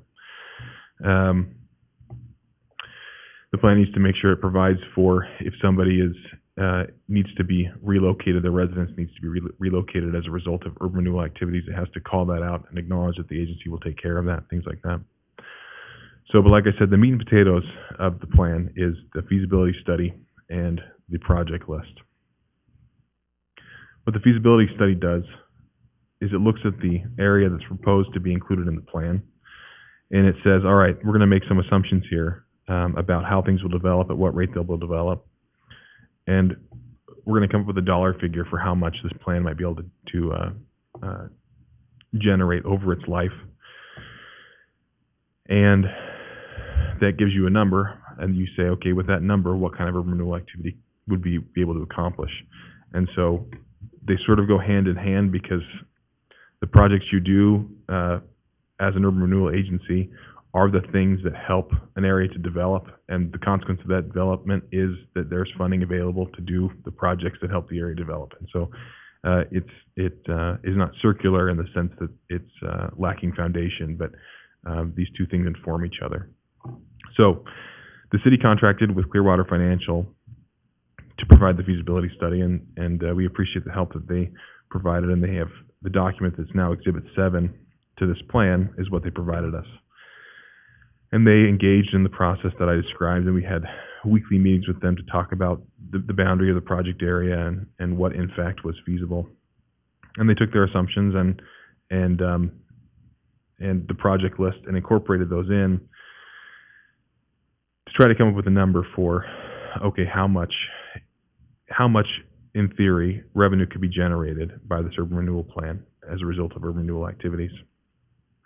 The number they came up with, as I read it, for revenue generated by tax increment financing, which is to say increase in property values as the result of urban renewal activities, was $37 million. Approximately $37 million. The amount they anticipated from other revenue, specifically from the parking facility that's contemplated by this plan, was about $9 million, which gives you a project improvement cost total of about $42 million. So with that in mind, then we turn to Exhibit 4. And as I note at the top of that exhibit, this exhibit is still being refined. The projects won't change, but the presentation of them will be a little clearer. The presentation of them will also tie them more to specific physical locations within the plan area. But the project list is, okay, what activities will the agency engage in over the course of the next 20 years to help support economic development within the project area. And I'll talk about them briefly, and then if there are questions about them, you can talk with Rob about those. But in general, it's public right-of-way improvements, pedestrian vehicular access, parking, things like that. Utility improvements, if there are current buildings being served by undersized utilities or spaces that don't have sufficient utilities at all, those things would be addressed. Generally continuing the beautification efforts that have had such a profound impact on Caldwell's downtown. The implementation of a parking plan that would involve parking meters, and there'd be revenue potentially generated by those, although I think that would stay with the city. Then there are, this area, of course, has the unique feature of having the railroad running through the middle of it. And being adjacent to a railroad track presents its own unique cacophony, might be too much of an overstatement, but it presents its own unique set of things to be dealt with. There are crossings that can be difficult or expensive to improve, and there's limited ability to sort of control that area. And then lastly, one of the primary projects that's contemplated in this particular plan is a parking garage and the parking equipment associated with that. And the estimate for that at this point is $19.5 million. The feasibility study provides for a range with a higher number, I think in the $22 million range, based on inflation and just the market conditions we've been experiencing and those trends.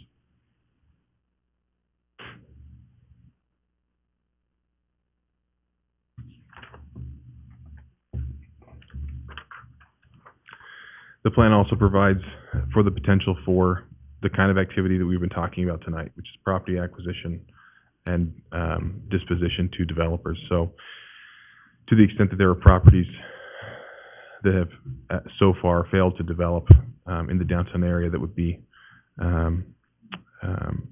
within the boundary of this particular new plan, the agency could continue the exhilarating enterprise of trying to get those to build out.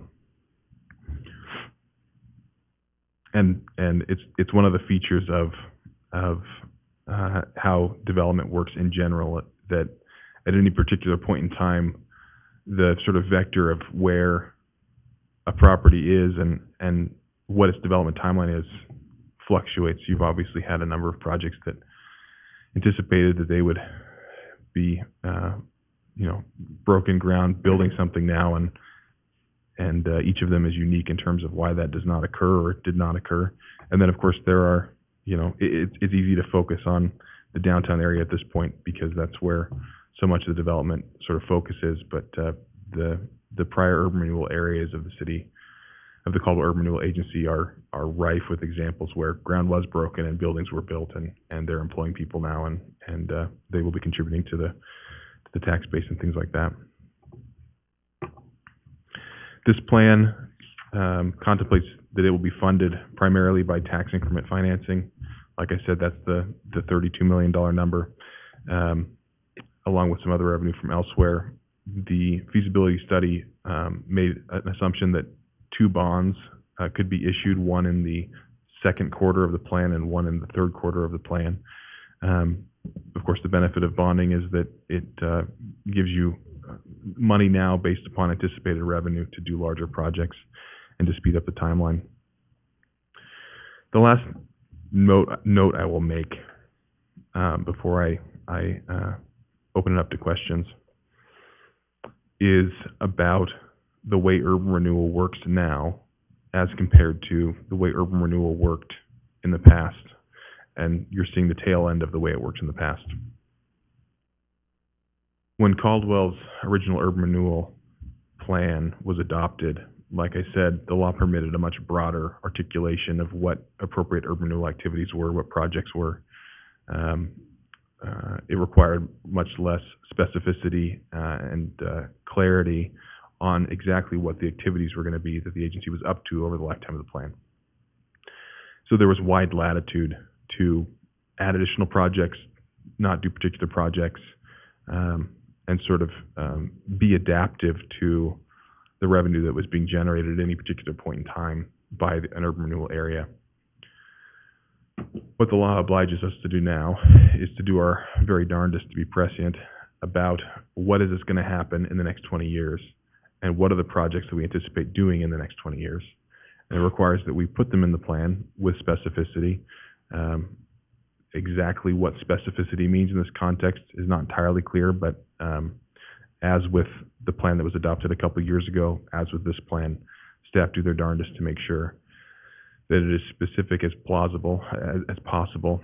And so you set out the projects that you intend to accomplish, and then if your plan is put in place, away you go, and you start working on those projects. And when you get to the end of that project list, and there's no more projects that you've authorized yourself to do, that's the end of the plan. You don't get to add things. There's not latitude to incorporate a new idea late stage. You have a specific punch list of things that you go through. When you punch the item, it's done. And if we get to year 11 of the plan that's already been adopted, or year 11 of this particular plan, and all those items are punched, then the plan has to sunset. There are some permissible modifications, but in general, those modifications result in a tax base reset that renders them not impractical, but inconsequential. They're not the kind of thing that would permit you to make a substantial modification to a project list and keep your revenue where it is. It would reset that. So anyway, that's the context of urban renewal at this point in time. You have to have your projects specifically set out. When you're done with them, you're done with them. And I know that it can be both concerning for commissioners or members of the public or other individuals. There is occasionally a level of discomfort with the latitude that was permitted in the past for urban renewal plans and agencies. That latitude has been choked down substantially, and so this plan is about what it says it's about. The projects for this plan area are the projects that are listed. The way it will be funded is the way it's articulated, and when you've accomplished the goals that you set out to accomplish, you can give yourselves a high five and shut the plan down. And God willing, it's after 3 years. So, anybody else stand for any questions at this point? Questions for Mr. Waterman? I have several if you want me to go first. You feel like going first? Go ahead. So you said, based on all the numbers that you have in front of you, that at some point, I'm guessing 20 years from now, we'll be 9 million in the black. Is that correct? Is that how I understand it? Because if we can shut it down at 13 years or 12 years, what was that figure based off of? A 20-year Yeah. district? Mr. Chair, Commissioner Doty, the agency will always be in the black in the sense that the agency won't be borrowing money from the city or coming up with revenue from some other source. So the total number of anticipated revenue is based on the 20-year projection. And that was, and I think I said 32, I meant to say 37. The anticipated 9 million was from parking fees, which was a separate category. Okay, I must have missed that, but Did I get that wrong, Raylene? okay. Here's someone That generated you'll really question, so Raylan will step in and save you here.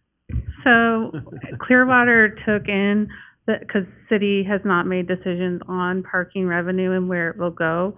So they are going to take in any type of revenue source, and so they did take that into account. However, I did tell them that it could go to the city. So that is part of that decision. It is included in those revenue projections of the feasibility study. However, that revenue is very conservative, so, because those fees have not been set by the city yet. And this has nothing to do with you, Mr. Waterman, but I've been to a few workshops, and if you can get that parking garage built for $23 million, I'd like to see that, because most of the revenue is $40 million, and if we don't get to build a parking garage until 20 years from now, it might even be $80 million. So I'm not so concerned with making enough money off the project to handle our entire parking problem. What I'd like to switch to is, I love when our community gets involved, and Mr. Pilot, which happens to be here, believe it or not, he's our only community member that usually shows up, which is great, and has written an email. Did all of you receive the email? And it makes some very good sense to me, and Mr. Pilot and I don't always agree, but what I like about Mr. Pilot is at least if he has a concern, he gives me some data to back up his concern. So I appreciate that. And on this note, I would like to say, I believe Tillian Apartments are included in the map for the new proposed urban renewal district. Is that correct? That is correct. I'd like to know how they are deteriorated or blight since they're brand new. Yeah. So the finding of deterioration is by area, not by parcel. So if the question is, would you be able to, as a hypothetical, would you be able to say that the one parcel Tillian owns is deteriorated or blighted? The answer is potentially no. Now, at the same time, a component of their parcel is still dirt, that they can't develop it. So, but the planning obligation in terms of eligibility is by area, not by parcel. It incorporates the parcels, but and in general, you want an area that has room for development, that isn't just capturing development that is either likely to occur or is already occurring. But I guess I won't go any further. To your specific hypothetical of, is that parcel deteriorated? Right. The answer may be no, but I think it's at least worth noting that a component of it is not doing what you want it to do, potentially, by virtue of whatever the conditions are that may well have kept the remainder of the parcel from developing for the last 20 years. Mr. Chair. So what causes me pause with this is that my first concern for our city, of course, is public safety, first responders, and making sure that we have enough of that to keep our community safe. I believe the taxes currently, if we were to include Tillian in the urban renewal district, wouldn't even generate enough money to pay for one police officer, and it has 100 and some odd apartments. It's going to generate some calls to that location. So I'm more concerned with, if we approve an urban renewal district, that we cut out the Tillian apartment area out of that urban renewal district so that that money over the next 20 years can go to the city, so it can be allocated for, first and foremost, certainly we want our city to be built up, and look at the plaza and look at everything. Some people have been on here a lot longer than I have, and what they've done. But my first concern always is public safety. And that's a huge chunk of money that would be gone for 20 years, potentially less if we accomplished all the projects as you have outlined for us. So I'm not in support of keeping the Tillian project within the new proposed urban renewal district for that purpose. It's going to generate a lot of tax dollars. Potentially another hotel is going to come in on another piece of property that's generating zero right now, that I believe is also in the new proposed urban district, correct? I believe you. I'm not certain where that would be. Based on what I read, it is, which is over in the TVCC parking lot. Okay. So if that hotel comes in, that's going to generate a lot of tax revenue, which will stay stuck in the urban renewal district until it sunsets. So I'm saying that we shouldn't give up both, that the city should get the Tillian tax money, that should be carved out of the proposed urban renewal district. And then if a hotel comes in over at the TVCC parking lot, well, then that tax money would already be dedicated to the urban renewal district since it's in one. But to put both the taxes from both those buildings in urban renewal districts for years to come, I think is a detriment, could be a detriment to our public safety. Yeah, so Mr. Chair, Commissioner Doty, at this point in the process, there's nothing explicitly, if we wanted to add a parcel to this plan, we would have a problem. If we want to remove a parcel from it, we have less of a problem. It does generate, it will. About removing. Huh? I'm talking about Yes. removing, not adding. Right. Removing. I understand that. Draw the line. I'm clarifying the two alternatives here. Mhm. One is permitted, what you're proposing is permitted. It would require recrunching all the numbers. That's okay by me, as long as it's right. Mr. Waterman, if I could ask, is this Yeah. a function of urban renewal or is city council at that point to remove that particular parcel? So the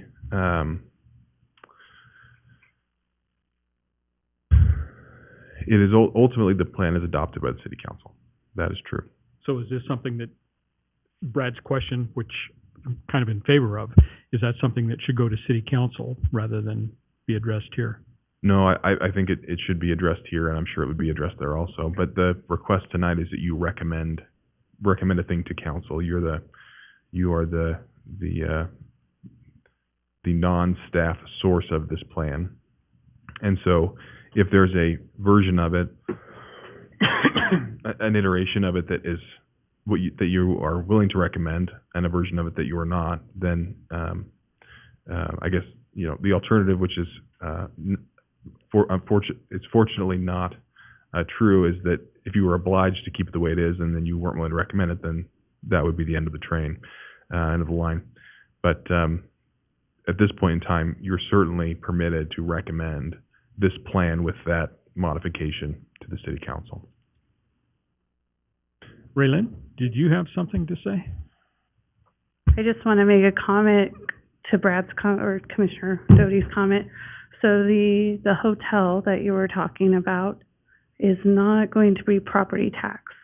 So it is going to be lease to the city, but it's not going to be property tax. So there is that clarification, because we are not actually selling that property. Correct, so just a question, so then they will still pay taxes to the city based on their revenue though, correct, or am I?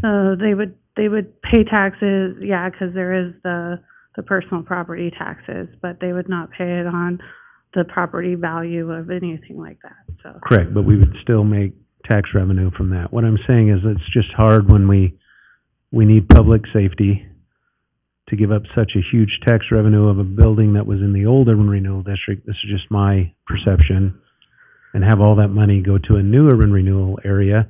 And I get the reasonableness with saying it's got to be an area, because there may be one nice building in the area and then that's totally right out of the question, and I get why the code's written that way.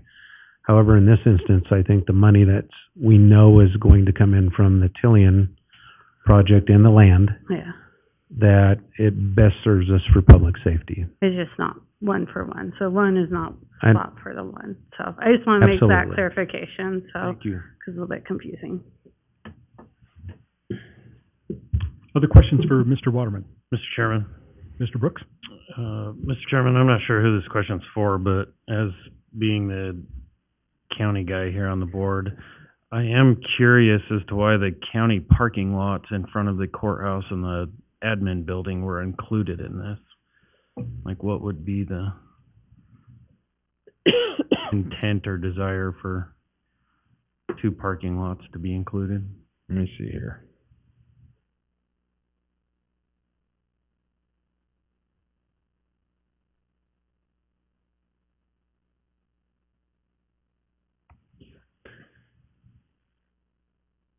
Okay, I see what you're talking about. So, I don't know specifically the answer to that. Steve would probably remember better, the conversation that went into exactly why the boundary is where it is. There were many iterations of it that were discussed that were both larger and smaller, and it was a function of sort of the perception of feasibility and the objectives that generated this particular boundary. But, Stephen, do you want to comment on that? Okay. Chairman, Commissioner Brooks, thank you for that question. We really like that parking lot, which is why we included it, so I just wanted to, but, no, really.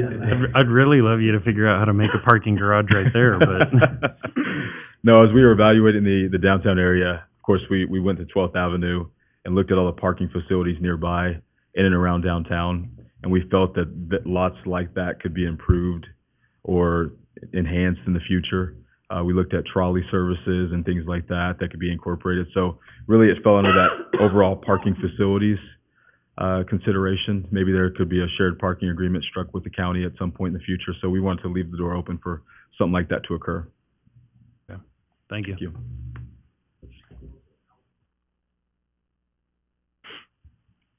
Oh, right. Yeah.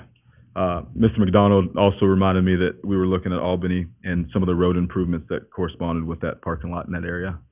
So just that entire corridor really was the focal point for us. Here? Mr. Allgood. Don't run off too far, Steve. I'll have a question for you and just, let me ask you a question real quick, Stephen, and Stephen will. There was a map presented to city council. This looks different than that map. This looks bigger than what we saw. What happened? So Commissioner Allgood, we took the feedback that we had, the input that we had, that was provided through this forum, through the commissioners here at a former urban renewal meeting, and incorporated an extension of the boundary. Originally, we looked at a footprint that was cut off at 10th Avenue, and there was some discussion that led us to add some additional streets and parcels that we felt could be improved along 12th Avenue. So that's why you see the modification there. Well, the thing I noticed, the two things I noticed is one we saw in city council did not encompass Albany and Belmont. It stopped at the tracks or about that, and we were discussing including the alleyway behind Indian Creek Steakhouse. And then it also didn't go all the way up to Everett, the other direction. Can you speak to that a little bit? Yes, and from what I understand, this iteration actually was approved by City Council. But I can tell you that the modification that was made to this map, in terms of the original iteration, we thought that the library area on Everett should be included because as the downtown grows in certain areas of our community, we felt that it needs to be extended into or better connected with downtown. So we looked at the library, we looked at 12th Avenue, and felt that we could better integrate some of those parcels within downtown. I'm not speaking in opposition, but this is not what I saw at council meeting, so So, commissioners, I guess the one point of clarification I'll make to that end is the eligibility study, which was presented. We dug Mr. Sable out of mothballs and had him come down and present that at a council meeting. That would have been the same boundary as this one. this. Yeah, I'll double check that, but yeah, I'll double check that. Okay. Commissioner, I'll just let you know. And maybe I'm thinking of a different map. Remember we were discussing the yellow lines and the two options? And so, and to clarify, it may well have been the case. Parking? It was parking. Okay, I'm thinking of two different maps. Okay, and Commissioner Allgood, it may well have been the case that a different iteration of this plan was presented in the past also. So I'm not saying that the only time that the council saw it was the eligibility study, but I'm confident, I'll double check, but I'm confident that this boundary was deemed eligible by council on the evening when Mr. Sable was the city attorney. Can I Mr. Allgood? continue to harass the public here? I would love it. Okay, so, and the thing that Chairman Doty, or not, Commissioner Doty was getting at was we have, and I'm not speaking for him, but we have these new developments coming online, and if we start this new area now using January 2023's assessments, we would miss all of the new development would go into the urban renewal. And it's just a matter of where we want the money to go. If we say we want January 2023's numbers, all the money is gonna go to urban renewal, which means we build a $40 million parking garage or whatever. This is October. If we were to say, let us get a new base number in January of 2024, Tillium would be done, maybe something else would be done. So the numbers would be different. We wouldn't be cutting out a square. Tillium, I Be a would different hope, base. would have a new assessment. Different base. Yes. And maybe something else would be completed as well that would change the base. Is that an option without messing anything up? So, Chair, Commissioner Allgood, it is an option, and it depends on how you define messing anything up. So, urban renewal plans are adopted in a calendar year, but their start date is always January 1 of the year in which they're adopted. That's where you look, like you're pointing out, for the base assessment role.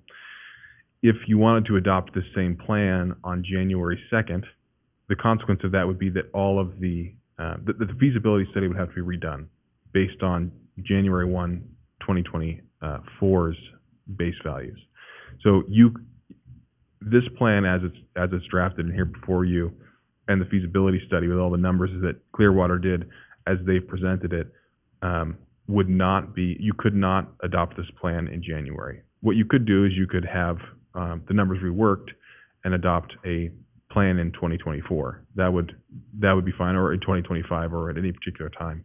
But whatever calendar year you're in, you're using January 1 of that year. So yes, you certainly could wait and adopt a plan in 2024 with a January 1, 2024 base assessment roll. It would require just the plan be redone. Some legwork would be, there'd be some economy certainly in drafting the new plan. There's no doubt about that. But I don't know exactly how significant a rework it would be for Clearwater, and I wouldn't want to speak to that. We can get them on the phone if we want to ask that question. I've got a number I can call. But anyway, hopefully that answers the question. Mr. Chair. May I make a comment on that? Chairman, or whatever call tonight, Chairman? I think you're all chairman. Commissioner Allgood? We have so many titles. Mm-hmm. And that doesn't mean that the Tillian project's money that the city collects couldn't be allocated for something too. I'm just saying it gives the city the option. Mhm. If it needs to go to Well, no, police I or fire, yeah. yeah. And so that's all I'm saying. If we want to put it towards the parking garage, I'm not saying I'm opposed to any of those ideas, but at least it gives the council the authority over that tax money versus the urban renewal district. Yeah, and I totally agree.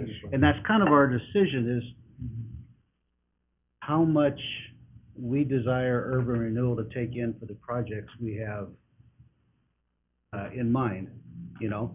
'Cause we can have 12 projects, but financing, you know, if we take out Tillium and maybe anything else,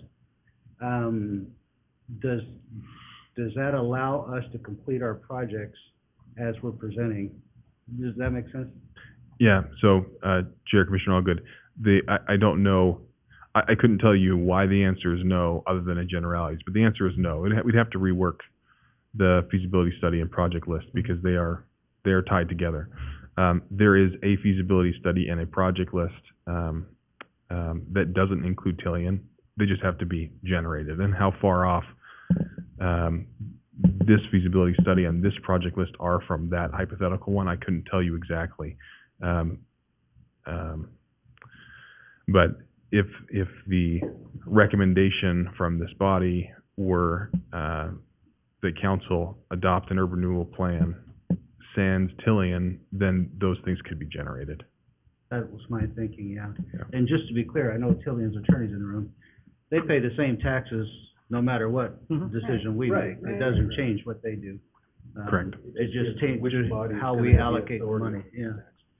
So, and I'm sorry to keep hammering this, but if we remove Tillium, we will need to potentially change our project list a little bit. Is that correct? Commissioner Allgood, yes, I would anticipate that, yes, that will with 99% certainty be true, that the project list will have to be modified. And Rob could speak more to the margin there. I would have to go through the feasibility study and identify the exact dollar figure associated with Tillian. And so, again, like I said, in generalities, I can say, yes, it would impact both of those things. How it would do so specifically, I think I would be sort of loath to hypothesize tonight. Thank you. Mr. Chairman, I have a question for Mr. So we can just remove Tillian, as you said. We can make an adjustment. What's the liability, or what's with other projects that are in this area that are still outstanding? I mean, what's their recourse? Yes. So We're being selective. So, Chair, Commissioner Moore, the removal or inclusion of them won't generate any liability. There's no, again, as was noted, it doesn't have any, it has no direct impact on what the property tax bill will be. And there are various projects ongoing, however you define ongoing, within this new proposed area.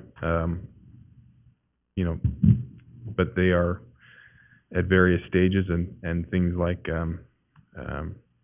Aztec, obviously, if we were having this meeting 6 months ago, right, this conversation could apply to Aztec, whereas now it does not. If we were having this conversation 6 months ago, a mono would have a different optic applied to it also. And so I guess the two things would be, I guess if I say two things, I should say, one, it doesn't generate any liability, and two, even for things that are ongoing, the fact that they are being developed are arguably as a consequence of the urban renewal activity that got them to that point.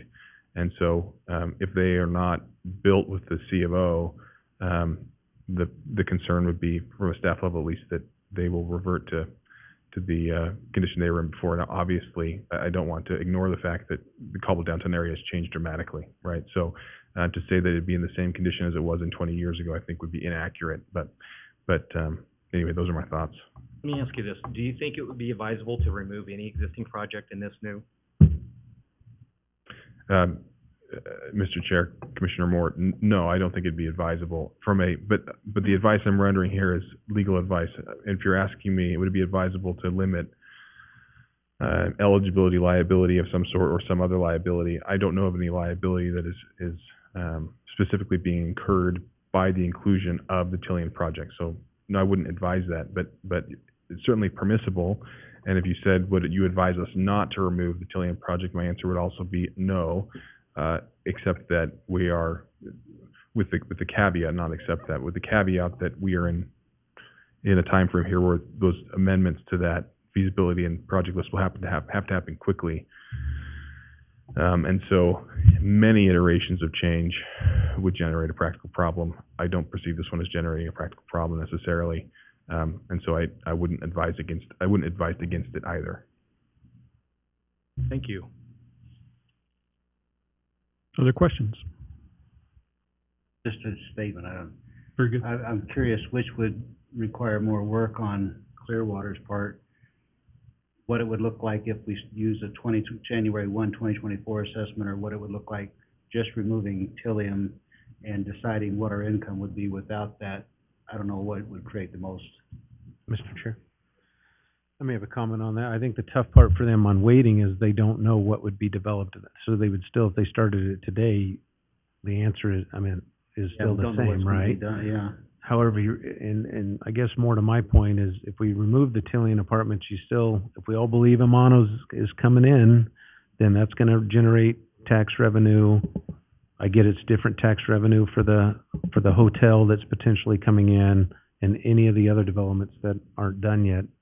Yeah, we all have faith that they're going to, that's coming in to make up. It may not be one for one, but I think there'll be plenty of tax revenue coming in, and I would prefer the city council have control over the money of the Tillian. I'm not asking for the world and going project by project. No, I'm not arguing with you. I'm just saying one or the other which one's most expeditious, because we're under a timeline. So, Chair, Commissioner Allgood, the most expeditious is certainly looking at removing Tillian, for two reasons. One, as Commissioner Doty noted, the second option cannot be accomplished until January. We could get an estimate on how much it would cost to do and the amount of time it would take, but the time estimate would involve it will take 6 weeks after January 1 or something like that, right? The other thing I would note, I'm not an expert on how and when improvements hit tax rolls, and I know the legislature has made modifications to that within the last couple of years, but simply because it may be the case that as of today, the structure that Tillian has generated If the rolls were calculated today, it would show up on the tax rolls, but it may not be the case.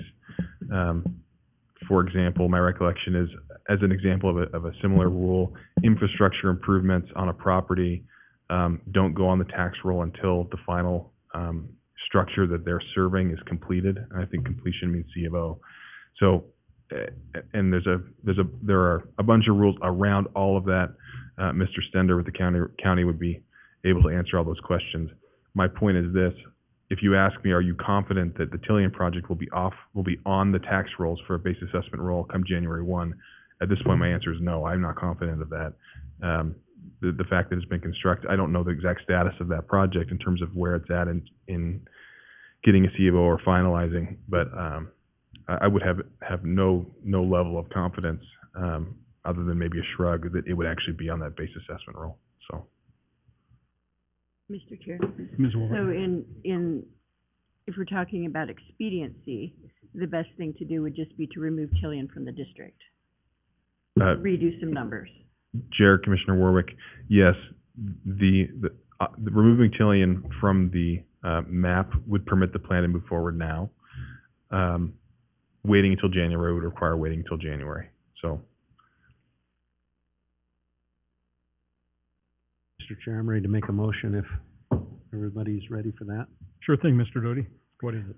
So I'd make a motion that we consider the resolution recommending the adoption of the Caldwell Central Urban Renewal Plan with the exception of the Tillian, or should I word this, land and building, or what's well, except they don't own the hotel, or that's still in a weird thing. So how should I word this? The location of where the apartments are located and the land dedicated to those apartments?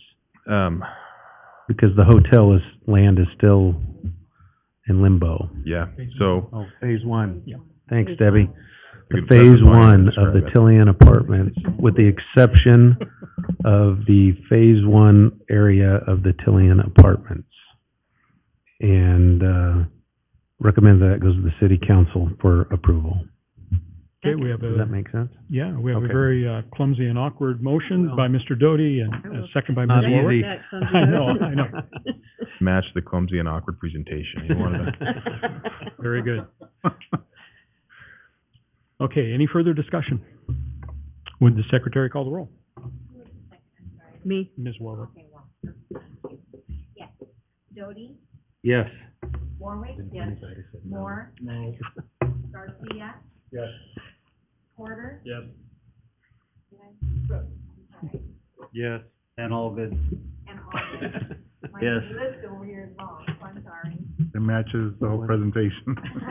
That's all. Okay, thank you, Mr. Waterman. This brings us to action item number 3, to consider invoices for payment. Number 3. Number 3, We're speeding right but through. number 1 in our hearts. Welcome. Good evening. So what I have before you are quite a few invoices. You'll see broken out between fiscal years 23 and 24. Just a note of exception, you'll see the $18,000 for the Caldwell Economic Department, for fiscal year 24. That is actually supposed to be $18,900.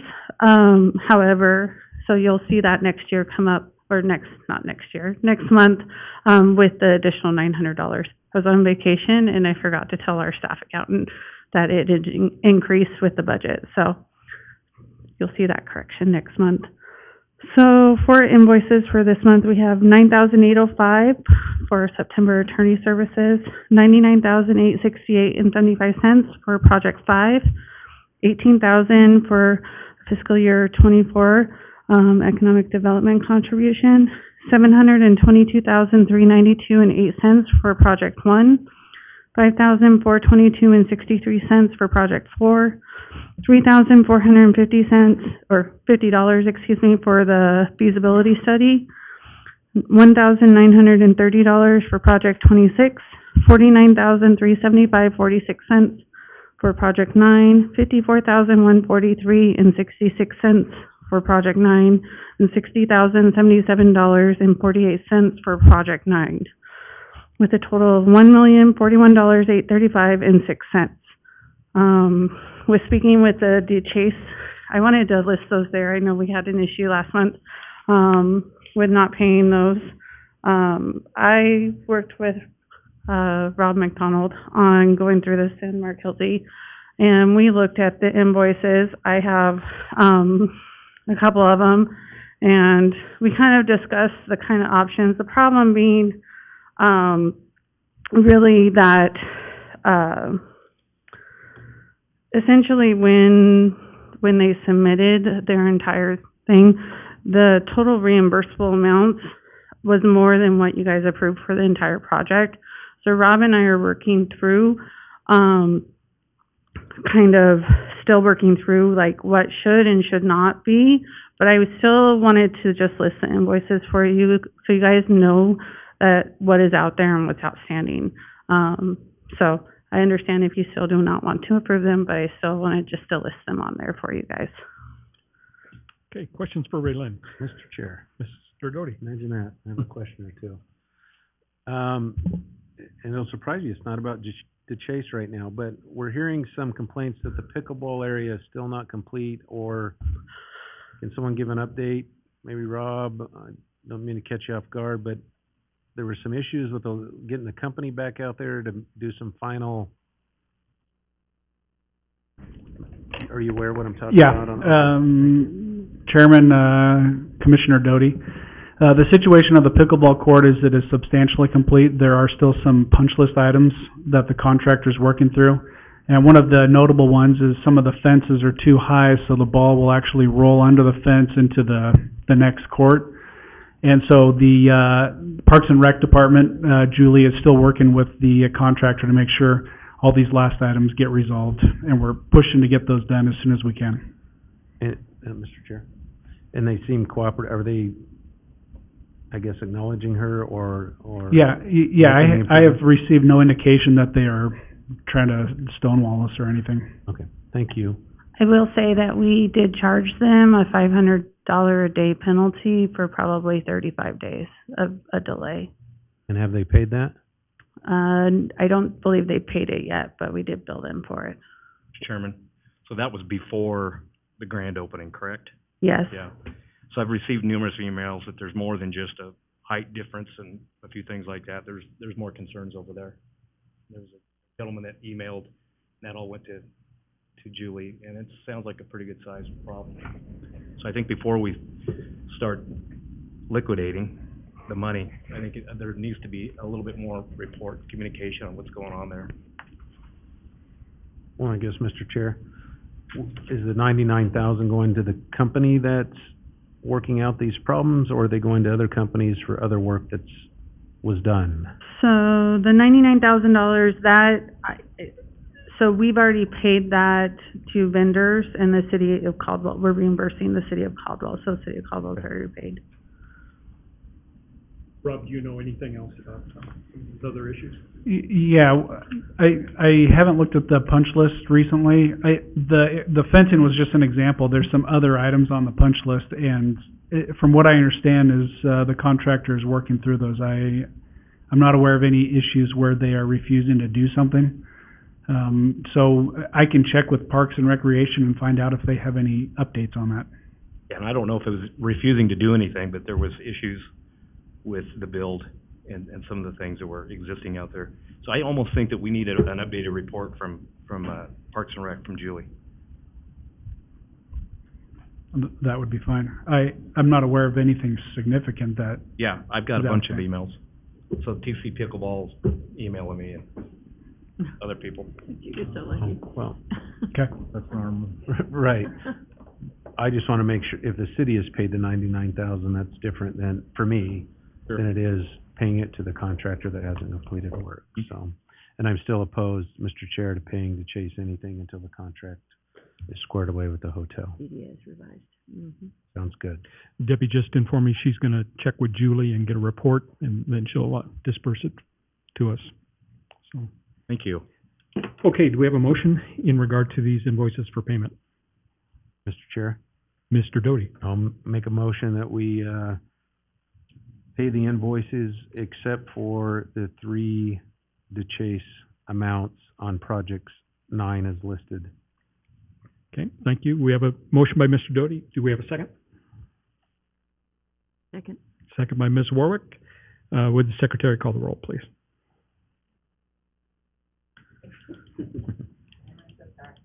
Commissioner Doty? Yes. Commissioner Warwick? Yes. Commissioner Brooks? Yes. Commissioner Moore? Yes. Commissioner Allgood? Yes. Commissioner Garcia? Yes. Commissioner Porter? Yes. Takes us to our treasurer report. So this month, we paid the last of our bonds off. So the Urban Renewal Agency is debt-free. And with paying off the bond, we received $32,386.13 back, from additional interest. So currently, we have a total of $9,993,978.80 between our 2 bank accounts, the local government investment pool and Banner Bank. $54,264.39 of that is for the North Urban Renewal, and $422,759.86 is for operations. Questions for Raylene? Just one really quick one, because I know we're trying to move through. Mr. Doty? Are we good with the projects that'll complete we canceled the one project. Does that give us enough money to complete the rest of the projects on the list, or do we need to look at canceling another project? So we have a couple of projects that are still going over budget. So you're going to see another resolution from me. Everything has been obligated. The other thing that you're going to see from me next month coming forward is a budget resolution now with closing out the fiscal year. Since we didn't budget for anything for the east, all the rest of the east has been budgeted, and now that we've closed it out, you'll see a budget resolution for the exact amount that we have left to spend. So, but so we have 3 projects. Like, it's the U-Stick. Unfortunately, U-Stick is just going over budget. So I'm going to work with Rob to see what other remaining funds we have with other projects, and then you'll have that before you next. Okay, do we have a motion in regard to the cash reconciliation report? So moved, that we approve it as presented. Okay, we have a motion by Mr. Allgood, Second? second by Mr. Garcia. Would the secretary call the roll? Commissioner Allgood? Yes. Commissioner Garcia? Yes. Commissioner Porter? Yes. Commissioner Doty? Yes. Commissioner Warwick? Yes. Commissioner Brooks? Yes. Commissioner Moore? Yes. Very good. That brings us to our project list. Is there anything There's we not need to highlight there? there's not too many. I will say, like, you can see where we are starting to zero out. With the most updated, we have, Rochelle updated it with the current kind of outstanding invoices, and we have about $5 million left in projects. You don't have it before you, but I just want to give you an update. The 2 projects, like I said, that are over budget are going to be the U-Stick. That's the biggest one that's probably over budget. And then we do have, so you'll be seeing like the invoices that we're putting forward. I do have some invoices for the Rice House that will be coming forward. But we're looking at just closing all of these out. All the funds have been obligated, so that's fantastic. And so we're on good track to spend all of these funds and close out these projects, which is great. Any questions on our project list? Mr. Allgood? This is for Mr. McDonald. Could you elaborate on why we keep going over budget on the U-Stick project? I thought we had a pretty firm idea of what we were spending when we started. What's getting us to the point where we're going so over budget? So if I understand correctly, and Raylene can correct me if I'm wrong, in talking to Rochelle, what happened was the U-Stick project did not include the railroad crossing or the Indian Creek Bridge. But the way to make more sense of the entire project as a corridor was to lump all that together, and so that was not anticipated or a part of the original contract that the contractor was building those items. let me just clarify that. They were not building the bridge, or the railroad crossing. Those were two separate items, but there was an alternate bid item to build the road over those. And so those items have been lumped back into the Ustick widening project. And so any remaining funding that we have is intended to go back to that project to help fund the bridge and the railroad costs for their new equipment. And so that's why it appears that it's going over budget, but really it's just going into the second phase of the project, which initially was separate, but now it's been lumped together as one project. Does that make sense? It does a little bit. So initially, when the state was going to build this whole thing, they were gonna do a 2-lane, and was the state going to cover those costs? And because we increased the lanes, we're covering them? Or am I seeing that wrong? No, let me clarify. I'm not talking about the interchange or the overpass. I'm talking about the bridge over Indian Creek. Yes, I understand. The state was never gonna do any work They were on never that, gonna no. do, okay. They were just coming down the bridge, and then they were just tying into what we had existing. That's what they were proposing to do. Okay. And then we had this other project going on, but the bridge, the Indian Creek Bridge, which is a significant size structure, was not part of the original Ustick widening, but since it's been lumped in and funds are gonna start going to that project as soon as the contractor's ready to go, then it appears that we're going over budget, but really it's in addition to the scope of work. Okay, so, can I keep going? Sure, yes. I don't want him to shut me down, you know. So, this phase 2, the bridge and the railroad track, was that part of, initially, was that part of urban renewal, or was that going to be funded in some other fashion? The intent was to fund as much as we could through urban renewal. But those were the projects that ended up basically at the end of the list, and so we used the bridge project really to take whatever remaining funds we had from other projects to apply to that, and then the remainder of the bridge would be covered through the street department budget. Okay, all right. And Rob, correct me if I'm wrong, but the Plymouth Street Bridge had been part of urban renewal early on. And then the county decided they weren't going to do that project, so they allowed us to use their participation on the Ustick project. Correct, and that was about $3 million that came back, and that was applied to, it'll be applied to the remainder of this project, and then also the Wilson Drain crossing under Ustick Road is also intended for that. So we're using the term over budget, but we're not really over budget because we've moved this. No, and I'm probably oversimplifying everything. To my understanding, the budget for the widening project is largely where the budget was supposed to be based on the contract we had. Mm-hmm. I know there were some overages with regards to construction engineering and having an engineer out on site because we didn't have the bandwidth to do it. So I know that was above and beyond to have an engineer supervising the construction activities. I'm not aware of anything else that has significantly exceeded the budget, except for what's going to be going toward the bridge project.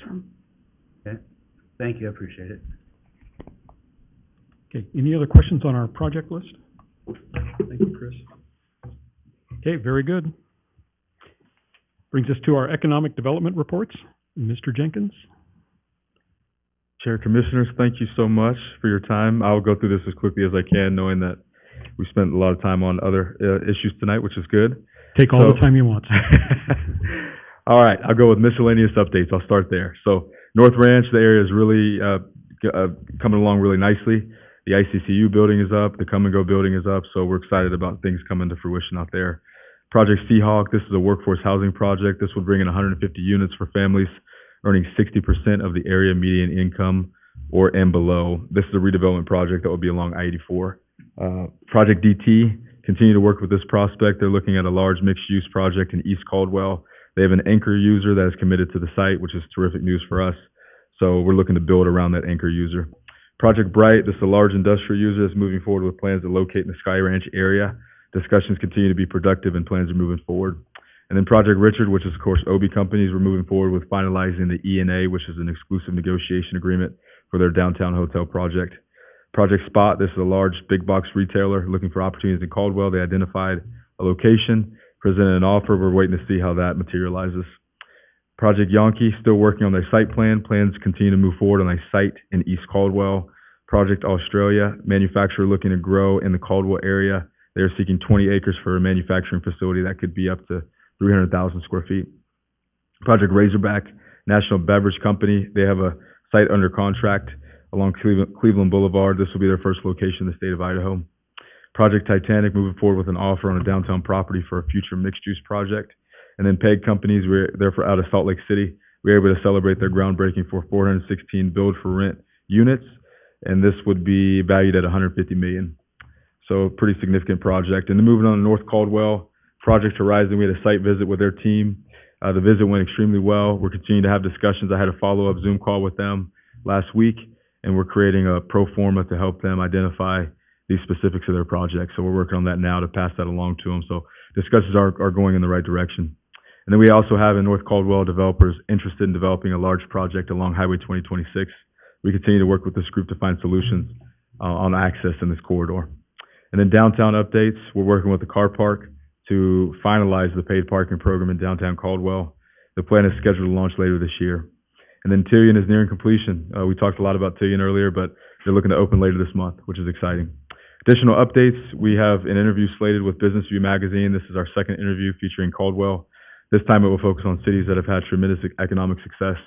So we're excited to do that interview. They're based out of Florida, which is always a good thing. Caldwell recently conducted also a city-to-city visit with Puyallup, Washington. I've been practicing my pronunciation of that to share best practices. So we met with them about a week ago, and we were excited to share ideas about Caldwell. Who would have thought 10 years ago that Caldwell would be a city where folks from other communities would like to visit? So we've now reached that point in our evolution, which is really exciting. And then August job openings, they topped 9.6 million, more than expected as the labor market has remained strong. A lot of that's white-collar jobs. We have a lot of manufacturing and public school jobs as well in the mix. And then housing affordability is continuing to deteriorate.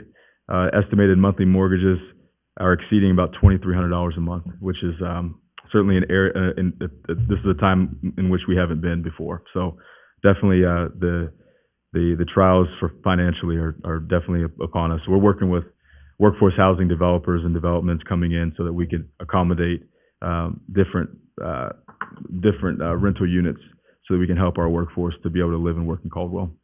And with that, Chair, Commissioners, that's all I have, unless there are any questions for me. Questions for Steve? Very good. Thank you, Steve. Thank you. Ophelia, we're ready for you. Thanks. Good evening, Chairman, Commissioners. I'll make mine short as well. So just a couple updates. Project CARE, they are now working with a developer to finalize their site plan. Project Educate, they have provided an LOI for downtown space. Hopefully that will go through. Project Zen, they are bringing in investors from Florida to look at a current location that they've identified. Project Ben, unfortunately this one's been a little challenging, so they are will be here this month, and we'll continue to look for space for them. Project VET, that is part of economic development, is we work with a lot of businesses to retain them in our community. So this is Undiscovered Barrel. So they're moving from the basement to the main space now inside the Oaks Brothers, and they are having a grand opening this Thursday. So hopefully you can all attend. New projects. Project Surplus is a retail shop seeking to own their own space. They currently have space in downtown, but they have identified a space.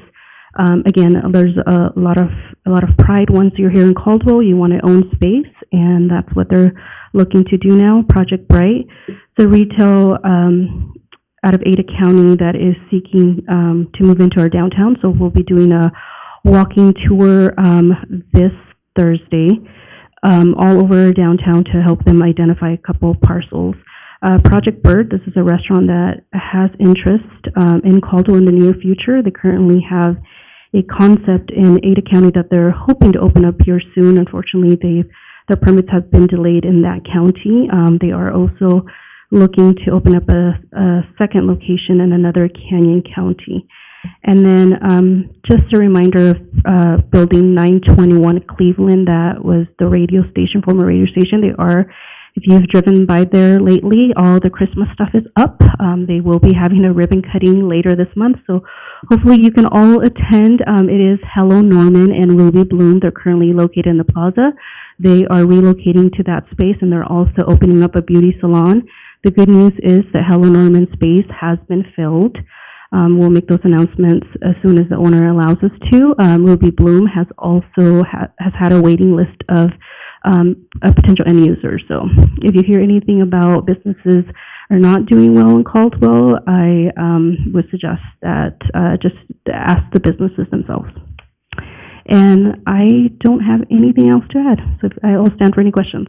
If you would just remind us when that open house is for the new business or the relocated business? Absolutely. I'll remind you as soon as I get word, final date from the owner. All right. Very good. Thank you. Absolutely. Any questions? Wasn't there a One on Thursday. This grand is for the opening? Undiscovered Barrel. What Yep. time, what time was that? I don't have the time, but I'll get that to you. Mhm. Okay. Thank you. Absolutely. Any other questions for Ophelia? Great, thanks. Thank you. Brings us to our attorney report on some ongoing projects. I think so. Ophelia went through that pretty quick. Mr. Waterman, you're on the clock. Figuratively. Chair, Commission, all right. So, Aztec Development is terminated at this point. I'm not aware of any other change in the status of that. That is at an end. And anyway, property tax interest and penalties. The Mark met with. Sorry, what? Mr. Waterman? Yeah. Question? I think we still have never received an answer of what happens with the property, so I think someone needs to pull the trigger and let us know if it comes back to urban renewal or goes to the city. Yeah, Mr. Chair, Commissioner Doty, we will get you an answer. It was,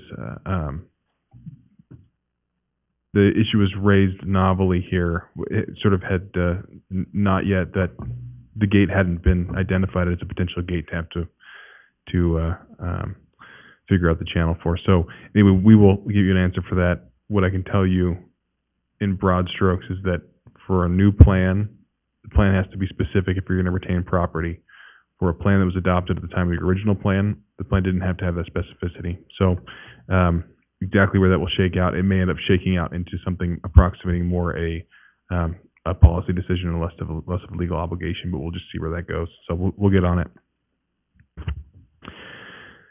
Property tax interest and penalties, my understanding is that Mark, Mr. Hilty, and Commissioner Doty, and maybe Commissioner Brooks met in August, I believe, with county legal. That meeting was not unproductive in a sort of adversarial sense, but was not particularly productive in terms of things progressing forward. And both of you would have probably more information about that than I do at this point. But Mark said his last communication on that was maybe a week ago or 2 weeks ago. He emailed Carl Erickson to inquire about whether or not there had been further review of the analysis letter that Mark had provided to the county, and that Carl's response was that Mr. Wesley was working on it. So that's the status as far as I know it at this point. Quite a while. If only we had a county representative, we could bother about things like this. Anyway, the TS development, 510 Arthur, the update on that is that Mark has been working with Sean Mabon, who's the attorney for that developer, and Sean's been, Mr. Mabon's been good and prompt at getting things turned around, and Mark anticipates having a conference call with him sometime later this week to get things finalized. Lastly, Project Tillian. Again, some of you will probably know more about this than I do at this point, but my understanding is that the phase 2, the word from Tillian is that is not possible, and so the desire is to negotiate an amendment to the DDA. My understanding is also that there has been some review of the reimbursement amounts that were owed to Tillian under the DDA based upon the question of, well, were those reimbursements for phase one or for phase two? And have we done any reimbursing at this point for improvements that were necessary because of phase two? And if the answer to that is yes, what do we do about it? So, I see, Tillian's representative is still here, or the Chase's representative is still here. And I guess you could ask for more input on that, from her. But at this point, I think the review of the reimbursed amounts is still ongoing. And we now have this new hiccup, maybe not a hiccup, but this new potential off-ramp that involves a mono that's going to be given a hard look here in the next couple weeks. So I think that probably that will, the DDA mod will have to stay in limbo until that can be addressed. And staff will continue pursuing this question of, have reimbursements been made? Not inappropriately, but for items that were phase two improvements. So that's all I have. Hopefully I conveyed all that Mark wanted me to convey, and if I didn't, you can blame Mark for not telling me good enough. So Very good. Any questions for Doug? Douglas? Great, thanks very much. Thank you much. Well, that brings us down to our commissioner reports. Anybody with something to report this evening? I guess not. Well, thanks. Thanks. Thanks for your attendance. Thanks for paying attention through the whole thing, and on we go. Do we have a motion to adjourn? So moved. Second. Okay, we have a motion and a second. All in favor? Aye. Any opposed?